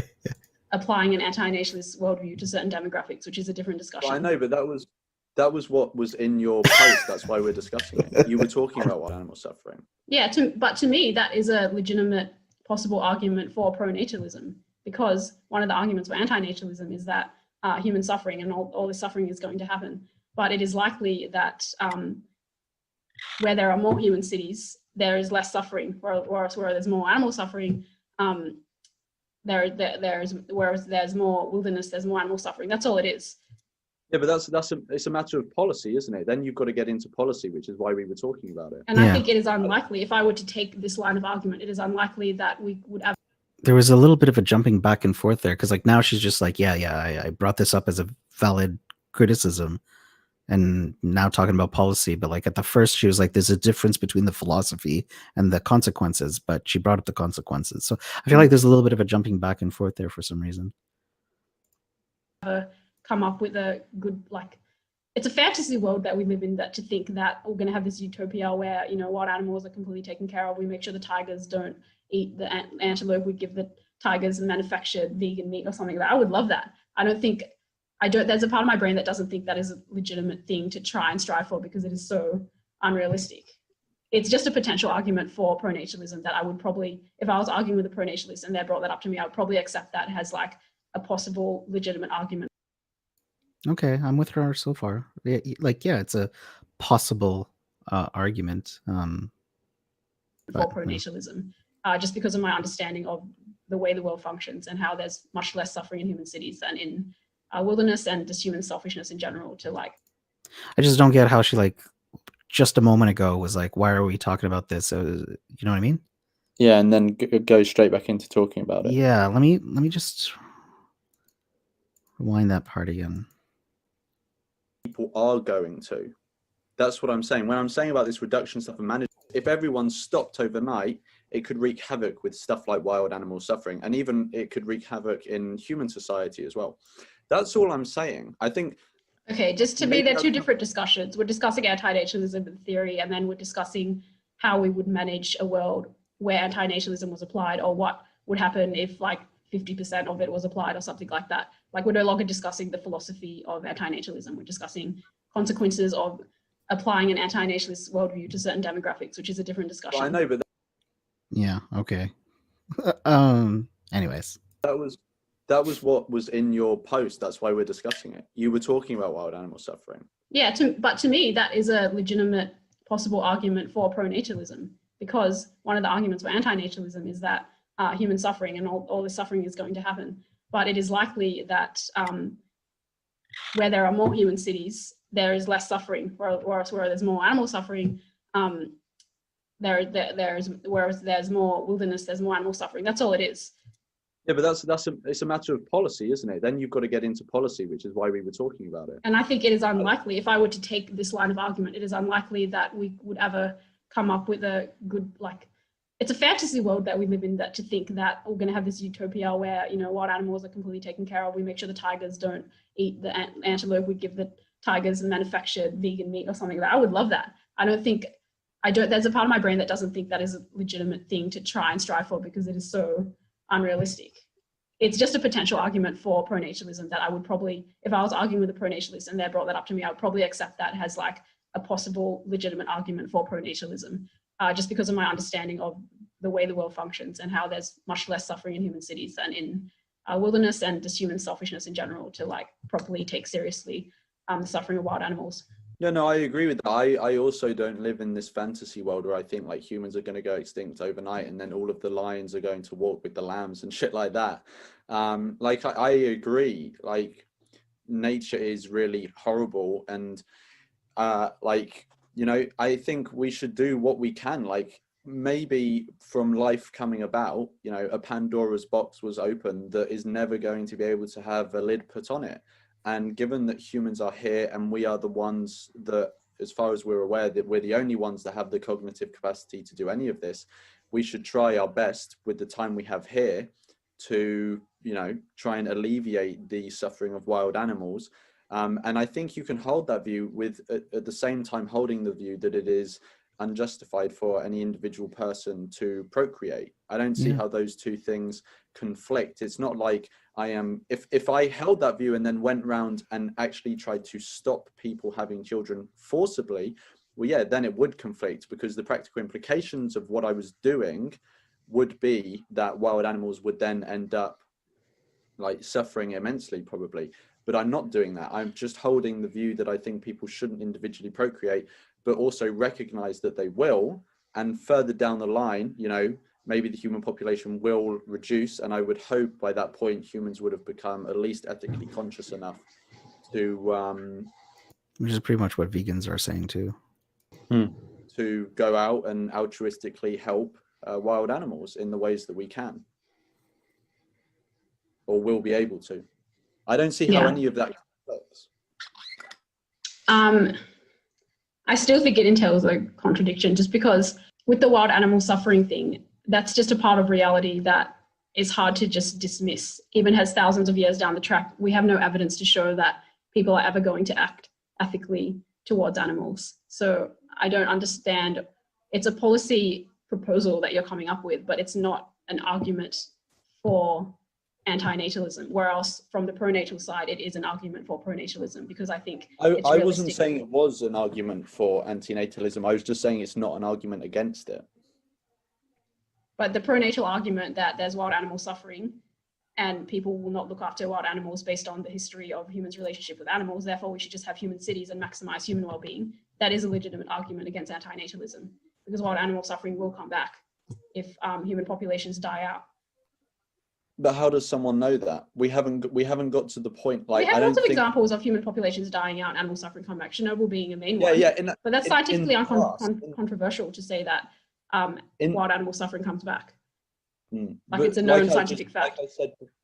Like I said before, like, those are all examples from like the past, right? And yeah, it can be the very near past, but it's still from the past. And it's like the conversation that we're having now about the human population massively reducing on a global scale, or even just not existing anymore. Like, this is a practical implication that is so far down the line that we should consider now by doing research, which is what I'm saying, we should do research.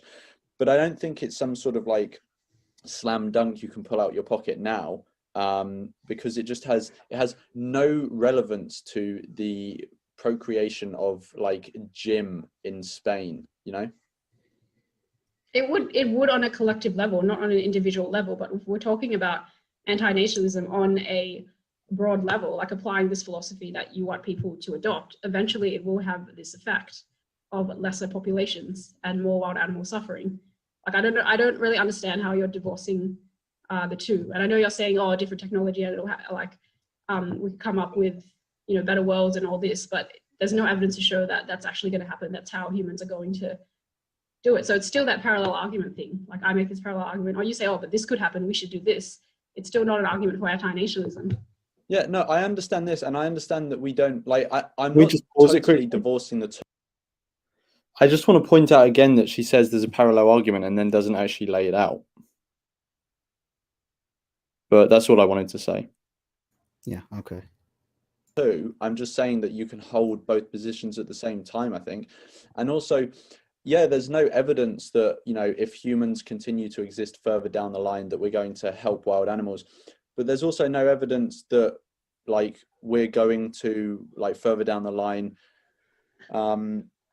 like, it could be that further down the line we become very altruistic, or it could be further down the line we just go out and like purge everything and burn everything. Like, we don't know, right? And so exactly, it's parallel argument. Yeah. So I don't know why it's an anti-natalist argument. No, but what I'm saying is I'm not concerning myself really with what is going to happen in 1,000 years' time, because I don't know what's going to happen in 1,000 years' time. What I'm saying is I know what is happening now, and what I'm saying is I'm not justified in procreating. I don't think others are justified in procreating, but people are procreating, and given that, we should be preparing for what is happening, what is going to happen in 1,000 years. Okay, we're just going to get back to the uncertainty principle. We're just going to get back to you think sentience, bringing sentience in is completely unjustified, and I think it's so abstract and we can't make that decision objectively. Like, it's just going to keep coming back to that argument, even with this wild animal suffering thing. Can we stop? I don't know how to. I just want to say I don't know why the conversation was cut off there, because I don't think we were really getting into the uncertainty principle. So I was confused why she used that to close the conversation off. Yeah. To reconcile those two things, because yeah. All right. So the third point was actually that was the third point, but the second point was time constant. Which I said, so the majority of the world's problems produced will take more than one generation to fix, and most of them will involve development of new technology, which doesn't come with more money and more time. So I guess there's evidence to show that, you know, the world is developing with technology, and technology will probably be a solution to a lot of our problems, including possibly, hopefully, moving to a plant-based global food system. And when you, I guess, advocate or try and put an argument for an anti-natalist philosophy that could potentially cull a lot of brilliant minds, it's not like you get to pick and choose, or just the smart ones, just the, you know what I mean? Keep this, like, don't breed stupid people only, because that wouldn't be anti-natalism. So the argument for that is that if this philosophy actually worked on any level, you'd be culling a lot of people out that would potentially. What do you mean culling? No one's asking to cull anyone. But that would be. I remember this. Yeah, I was so confused when she was saying, I was like, is she's because that's what I'm pretty sure that's what it means over here too. It means, like, you know. Yeah, I thought she was saying, like, because you're anti-natalist, you're advocating genocide. I was like, what? I'm glad that you were, like, quick to clarify this point. This is where I think we disagree on, like, the practical consequences of anti-natalism, because people actually started adopting. The consequence of anti-natalism is going around culling people? No, but that's what would happen, because not culling people, but it would result in the culling of a population, because less and less people would breed. And with that, you're also compromising, like, smart minds. I think and we're people using to culling differently, because culling, at least in the UK, means actively going around and killing. No. That's not what I meant. I just meant it would result in less people being born, and with that comes, you know, less people who produce ideas and less people with talent and things like that, because you don't get to pick and choose as an anti-natalist. Less people to suffer from the issues that you care about. Sorry, what's that? less people to suffer from the issues that you're trying to address in the first place. It seems kind of nonsensical to me to say that there are issues that exist because people exist, and therefore to solve those issues we should do the very thing that's causing them. Whereas what seems more sensible to me is, say if you're someone who is concerned with an issue, let's say FGM, for example, female genital mutilation. What I would say is it literally makes no sense at all to bring a new person into existence. I don't see how those two things are linked. What would make sense is to campaign against that issue yourself. And if you want to continue that after you die, you should adopt someone and then, help educate and train in some way. You could say that, but you could just say the pronatal position where this FGM, I can say confidently, is not going to be fixed in the next generation. So we still need more people to advocate for that. So you still have that parallel argument to deal with if you're trying to argue anti-natalism. Like, oh, less people and then less men hurting women, but then you could have more people. I just wanted to point out here that the symmetrical argument she's laying out doesn't work, because what she's saying is, oh, well, you could say the opposite thing for pronatalism, which is, FGM is going to last for a long time, so we need more people to advocate against it, therefore we need to breed. But I'd already addressed that in the argument I put forward by saying you can adopt someone. Because if someone already exists that's an orphan or in need of adoption, they already live in the world where they're at risk of FGM. Well, if they're female, obviously. If they're male, they're at risk of male circumcision or like the mutilation of the male genitalia anyway. So it makes no sense to, if you're advocating against something, bring them into a world where they would come into some risk of that happening to them. Instead, advocate against it and then find someone who is already at risk of it, bring them into your environment, nurture them, raise them so that they would advocate against it, and build the movement that way. It makes no sense to breed someone. It's like a weird social justice Ponzi scheme where yeah, it's like a social justice pyramid scheme where it's like you're like, okay, well, we need to use, again, it's like it's this justification to create beings, to use them to create solutions in the far future, when I don't think we should be using people as a means to an end in the first place. But I feel like this is just a difference of moral principles, I guess, at that point. But well, we shouldn't be using them as a means to an end, but also a confounding factor is that you're using them to a means to an end and you're putting them at risk of being a victim to the very thing that you're trying to combat in the first place.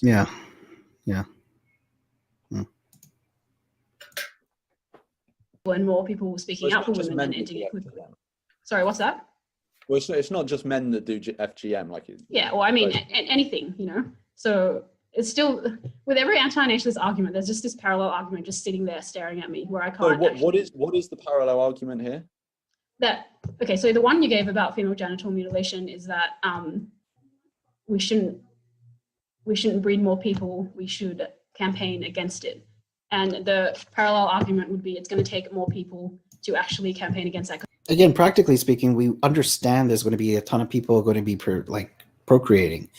But that doesn't change the fact that the knowledge itself and the advocacy against it is going to diminish. It just means that there's going to be less people on Earth, right? Yeah, well, and also, even if no one was procreating and the human population stayed the same or was decreasing, it would mean there aren't any more people that are going to be falling foul of FGM. But also, it doesn't mean that your movement is going to shrink or that it can't grow, because the most effective way of growing a movement is not by breeding people into existence. It's by the exchange of ideas and convincing people. Yeah, agreed. Yeah. Which, even if you do procreate, you still have to convince the person to then be an advocate for the issue. Exactly. So you're just adding in extra steps, and you have to wait 9 months, and then you have to wait 15, 18, 20 years for them to become mature enough. True. So it just makes literally no sense. Yeah. Generational issue. That's not something that's going to stop within the next 10 you don't have to years. breed someone into existence to get someone on board into an issue. We need more people. If people stopped breeding, then we would have less people campaigning for it as well. So that would be the parallel argument. Yeah, but if people stopped breeding, there would be no one in existence to suffer from FGM. Oh, it could be they just get down to a very small population where it's only evil people performing FGM. Well, yeah. Oh, this is frustrating, but okay. Yeah. It's just like what if this, what if that? It's like Well,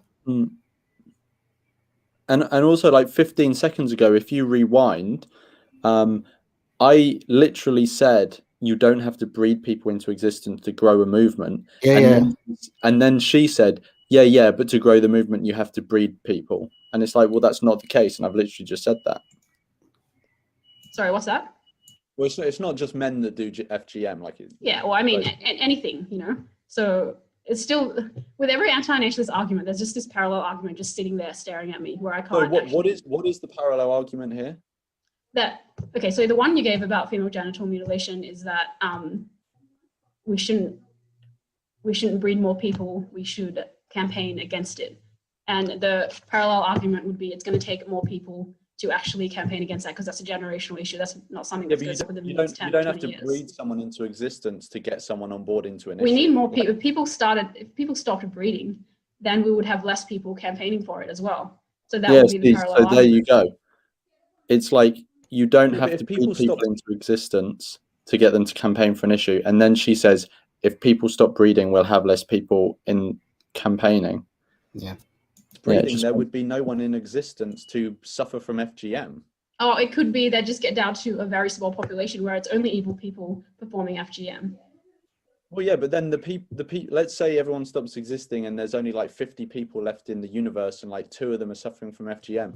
The 50 people can sort it out. Like, why do they have to breed new people into it? If no one's breeding, then the people who are campaigning against FGM will likely die at the same time as the people getting FGM. So then there will be no problem. Or the people could solve the problem and they could build a new world, like a new utopia without FGM. Like for everything that you say, she just solved her own issue. Anti-natalism could be. What's that? I was just saying she's just solved her own issue. She said, yeah, they could solve FGM themselves and build a new civilization. Well, yeah, do that then, but you don't need to procreate to do that. Yeah. Same thing could be said for pronatalism. Someone could just invent a magic unicorn and solve all their problems. Well, I don't like it's understand. A parallel argument. I don't think it is a parallel argument. I don't see where like breeding someone into existence helps the cause of FGM. Like if you think about animal rights, how many people in the animal rights movement are in it because they were born into a family that supported animal rights? Probably 1% or less than that. You know, I wasn't. My family are complete carnists. No, but you're affected by environment and other people and all these different things. I'm affected by environment. The main way that ideas spread is not through being born. It's through education and interacting with other people who already exist. Yeah, and the parallel argument there would be that we would always need more people to educate like the next generation of people on how to live ethically on all these different issues. And then if you start saying, she says there, you always need people to educate the next generation, but you're assuming by making that argument that we need a next generation. If you stop creating new generations, then once the last generation has been educated, they don't need to educate the next one. Mm. If you start applying the anti-natalist philosophy, those minds that could have existed and helped other people, they no longer exist. And then what if we get to a stage where the community is so small and then not community, like if we get to a stage where anti-natalism is applied, it could slow a lot of things down in terms of like technology advancements and in terms of accelerating movements like animal rights that are going to take more than one generation to get off the ground. Because you're I can't say the word culling now, but you're reducing the amount of people being born into the earth and to solve those problems. And yeah, I understand what you're saying. Oh, but by reducing it, you're making less problems and less suffering. But there's still that other parallel argument where, oh no, but this person could come into the world and, you know, be the next like great educator or like contribute significantly to the world. It doesn't put me in a competent. Come into the world and be the next Adolf Hitler. You know, they could come into. And there could be Martin Luther King. It's a parallel argument. That's what I'm saying. But it's not a parallel argument. What I'm saying is given you don't know what they're going to be, which is taking both positions, then you should not act. Like, you don't know who they're going to be. And so if you feel like you can create the conditions where you're going to bring the new Martin Luther King into the world, well, adopt someone and put them in those conditions, you know, or adopt multiple children and put them in those conditions. If you feel like you're some messiah who can, you know, create these geniuses, then go out, adopt people, set up a school, something like this. I don't understand why it compels someone to Okay, adoption is like a completely separate issue, and I think there's actually legitimate objections, which I've heard from some people against, not against adoption, but they argue that it doesn't actually make much of a difference in terms of this thing. I don't know those arguments inside out, so I'm not going to get into it here. But the point is, your kid could be Hitler, your kid could be Martin Luther King. The principle of uncertainty, to me, it just means you're just uncertain, you're agnostic, none of your actions reflect what you haven't cast a moral judgment. So you're not required to be bound to any action or inaction because you haven't made a moral judgment yet. Or else you are already saying, even though we're agnostic, I'm making this moral judgment of don't bring another being into the world. That's the difference. I don't think that's a principle of uncertainty. If you could press a button and it would either create a, you know, a factory farm, or it would create a facility where people are on these machines where they're just experiencing intense orgasms the whole time, do you think you should not press the button? Because I would say you should not press the button, even if you're uncertain on which one's going to happen. That's an example where we have two worlds where we are completely across what is happening in both worlds. That's not the situation with anti-natalism. It is far more nuanced. It's so much. There's a lot. I thought that was a good thought experiment. It goes to the Hitler and the Martin Luther King thing. That you just change the, you know, factory farming and You're taking the emotion out of it, because if you use the example of procreation, people have this emotional attachment to birth. Whereas if it's just pressing a button, it's the same ethical implications, but it just removes that sort of human emotion from it. Yeah. Okay. A lot of distinctions. There's a lot of difference in qualities of life and things like that. You're giving me an option that's like completely. You were making that argument. You were saying like, oh well, they could be Martin Luther King or they could be Adolf Hitler. So, but I'm not agnostic. I'm not agnostic in that scenario that you just showed me, and that's not comparable to the situation of anti-natalism. I wouldn't be agnostic in that. I would choose the world with orgasms. I wouldn't choose the world with suffering. No. I'm saying, would you press the button if you don't know which one is going to happen? Because obviously I would choose Martin Luther King over Hitler. But that's not the options for the average kid or for anyone. It's not you're going into a factory farm or you're going to heaven. The options for the average kid aren't to... Yeah, it looks like you guys are talking past each other. I think like she was thinking, which one would you choose? And you're like, no. Would you create the scenario in the first place? Like you can push a button and world A comes into existence or world B, right? Would you? And there's literally no need to even press the button. Yeah, exactly. Yeah. Would you take that risk? Would you play Russian roulette with that? But yeah, okay. Be Martin Luther King or Adolf Hitler either, but that was the example you used. So I'm giving you another example, which is removing the sort of any sort of emotional attachment to human procreation and just turning it into a button. Yeah, but it's still not comparable to bringing a kid into the world, choosing a factory farm or choosing orgasms. Those aren't the options on the table for people coming into the world. They're not going into slavery, and if they are, I would say don't breed, but that's not an argument for anti-natalism. Anti-natalism is sentient life should always be not had. No, anti-natalism is that one person should not create sentient life. If someone is alive and sentient already, it's up to them what they do.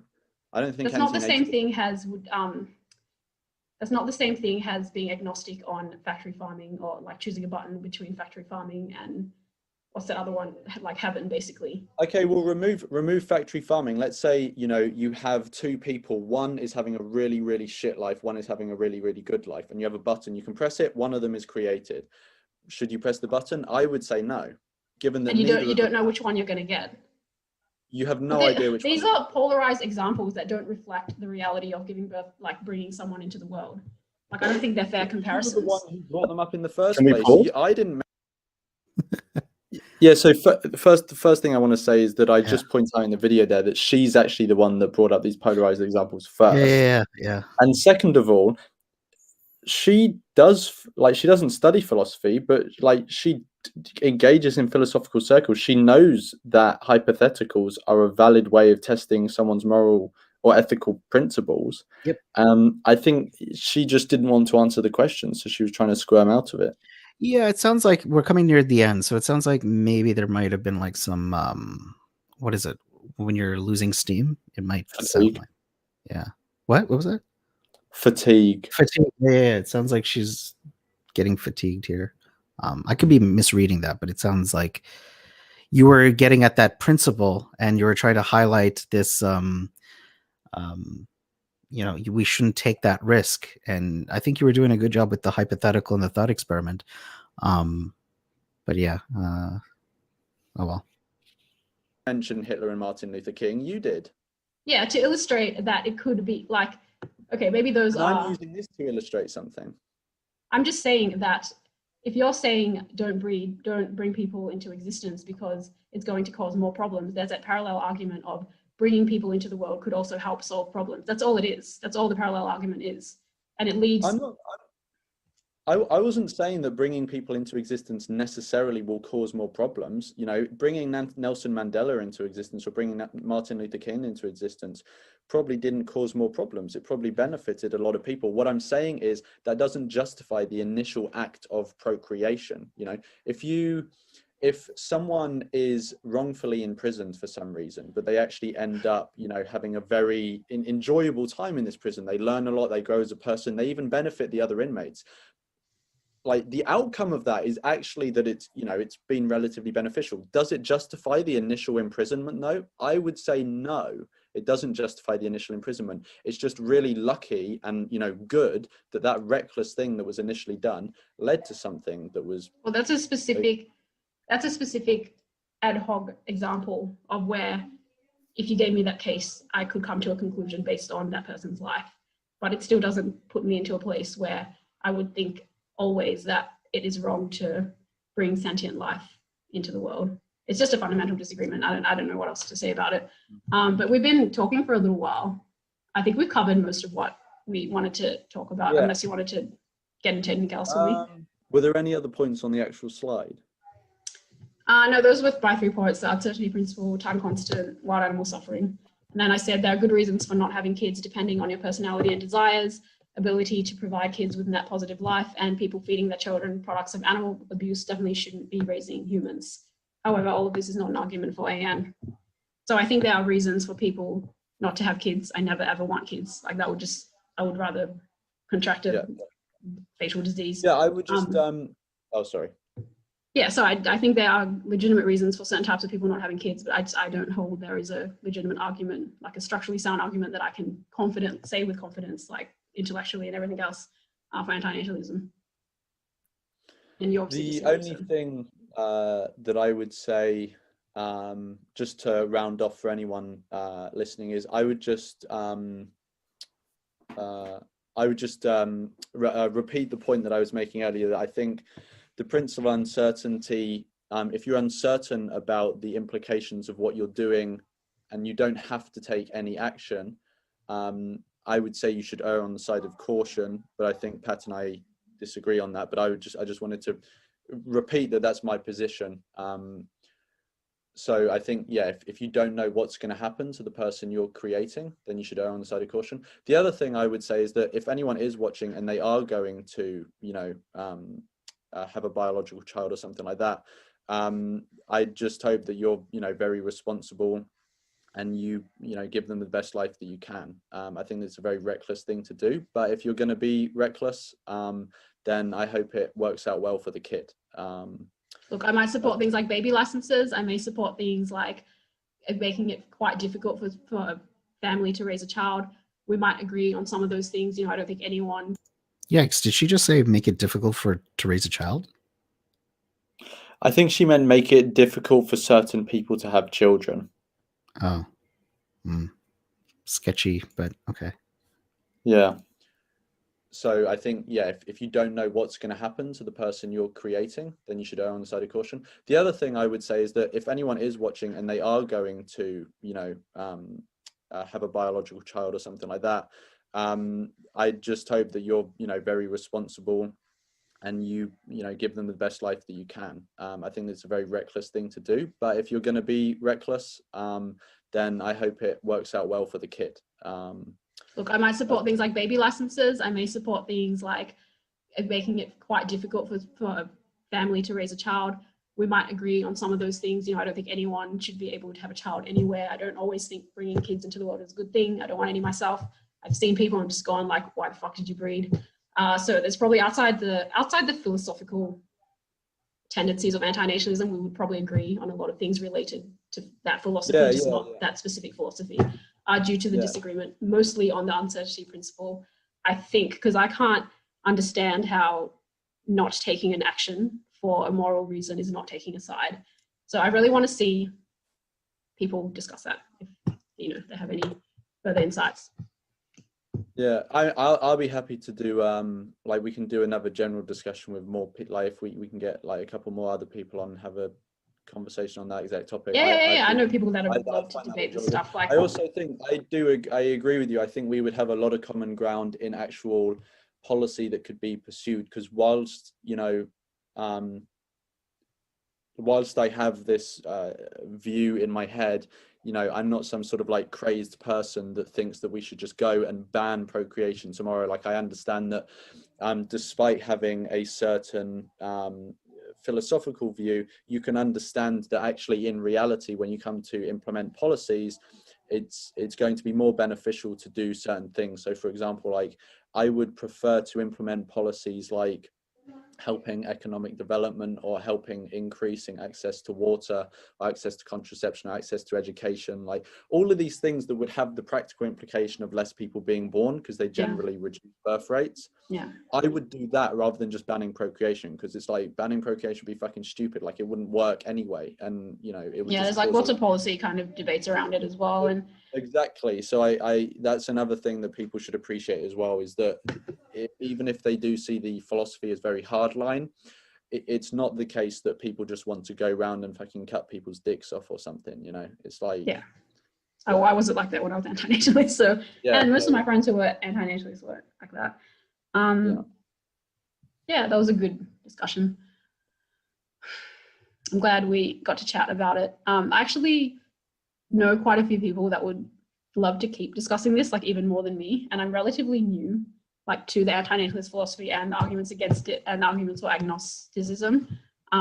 So yeah, if I told them about it, maybe you could discuss with them as well, because they're more pro-natal than I am. Like, I don't think we on the fence. Sometimes I look a bit pro-natal, but some people. Okay, so that's the end. Yeah. After this, she basically just says, like, can I hook you up with a couple of people who would want to discuss it? And I'm like, yeah, fine, whatever, but I don't want to go on like a tour or something.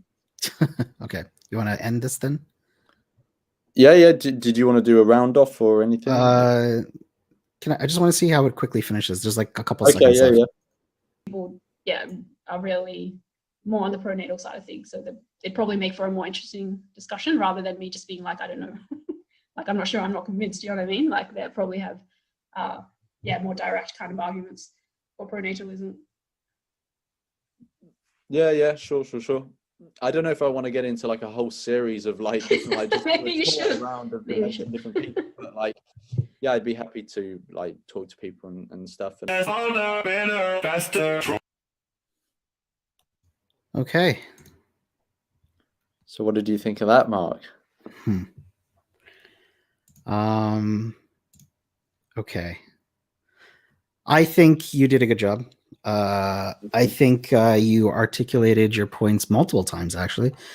Kind of frustrating. I feel like there were like maybe 1 or 3 points that there was like talking past each other. But like that end point about when you were bringing up the 2 worlds scenario, like she brought up the Martin Luther King and the Hitler point, right? So you're just giving another example of that, and I think that was fair. Yeah, I think you've in natural language you articulated the asymmetry on top of other asymmetries, and you defended like the a version of the consent argument and the risk and the precautionary principle. I don't know if I think what I would have liked to if I was to talk to her, I don't know if but like is to understand more about her objection to this. Like, if you don't know the outcome, why wouldn't you err on the side of caution when you know that the threat or the risk is so high? This is serious harm, right? We're not talking about an ice cream. Like, yeah, I think that's, and then apply that to other cases of procreation, like that she would object to. Do we have, so going back to the duties, do we have a duty to bring about positive lives, or what is the weight of preventing bad lives versus the duty to bring positive lives? So I don't think we have a duty to bring about, to create positive lives, but we have a duty to prevent bad lives. And given that scenario, it's weighed in favor of preventing those harms. And you could go a little bit about I don't know how, if this would have been useful, but like, would you give up, or if you were to give a person an option of having 5 minutes of pure bliss at the cost of 5 minutes of pure torture, would you do that? And what would you weigh more or less? And if you wanted to, because I think she said we focus too much on the suffering, or we weigh it too much, or maybe I'm projecting now, but like that may have been a thing to highlight of why we put weight on suffering. But even if you don't, even if you say they're weighed the same, there's still that asymmetry of existence and non-existence, and it's weighed in favor for non-existence. I think you have a lot of patience. I don't know how I would have reacted during this conversation. I think may have gotten a little bit frustrated. But I give you kudos to having this conversation, and it seemed to be. I think it sounded like you both had an intellectually stimulating conversation. I don't know. What are your thoughts after all that? I don't have any particular thoughts on the conversation, but I did have one thing that popped into my head while you were talking, and I thought it could maybe have been a thought experiment that, whilst it's slightly more complex, it may illustrate the issue better. So instead of giving the example of the button and the orgasming factory and the factory farm, I was thinking maybe what a better analogy would be was this. And what I'm going to explain, I think it retains all of the same. It's a bit like the Russian roulette example. It retains all of the same ethical implications, but there's slightly more of an emotional story to it. And so people can maybe relate to it more. So let's say you're standing in a room and there's two doors on one of the walls. And in front of the doors are two mannequins, completely inanimate objects, but they're humanoid. So obviously they don't experience at all. They're just made of cotton or whatever. Now, you don't have to do this, but what you could do is open the door and push the mannequin through, one through one door and one through the other. Now, if you push the mannequin on the left through the door on the left, they will, once they cross the door frame, they will just magically turn into an experiencing human being, and they'll no longer be a mannequin. And they will be in this room of cushions and love and, all these nice things. But if you push the mannequin on the right into the right-hand door, they again magically turn into this feeling, sentient human being. But the room is full of spinning blades, and they will be cut up and macerated essentially and die relatively quickly. Now, I would say in that example, you are doing nothing wrong by not pushing the mannequin on the left through the left-hand door. If you do push them through the left-hand door, you haven't benefited them. But since they do exist once you've essentially created them, it's a good thing that they are experiencing good things, right? But you have no obligation to push them through the door. It's not a good thing that you do push them through the door. And it's not a bad thing if you don't, right? But if you push the mannequin on the right through the right-hand door, you've done an extremely bad thing. For literally no reason, you have created someone who is going to be cut to death by splitting blades. And so I would say you have an obligation not to push that mannequin through that door, even though you don't have an obligation to push the left-hand mannequin through the open door. So I would say that is what that I would replace the button analogy with that, because I think this analogy is slightly better because you have the pushing action. And so it's sort of symbolizing you forcing someone into a situation. Whereas with the button, it's just sort of like a button like that. So it's less of an emotional there's less of an emotional charge to it. One way that I would morph that analogy further is by saying that you have a corridor that splits off into two channels and you can push the mannequin down there, but you don't know which channel it's going to go down. And if it goes down one channel, it will go into the sort of pillowy, nice room. And if it goes down the other one, it's going to get cut up in the macerator. I would say you should not push the mannequin down that corridor. And if you do, you're really fucking lucky if they go down the corridor where they go into the pillows, because you've done an extremely reckless thing. So I would, I don't know what you think about that analogy. No, yeah, that's interesting. That's like a variation of like the trolley problem when people, they add someone that you have to push to stop the trolley. So interesting thought experiment. Essentially it's the same. You're it's exactly the same. I think it just adds a bit more of an emotional tinge. Yeah. I've never heard of that before, but it would be interesting to run that thought experiment and see what kind of reaction you get. So, yeah. Maybe let's do it sometime. Yeah, sounds good.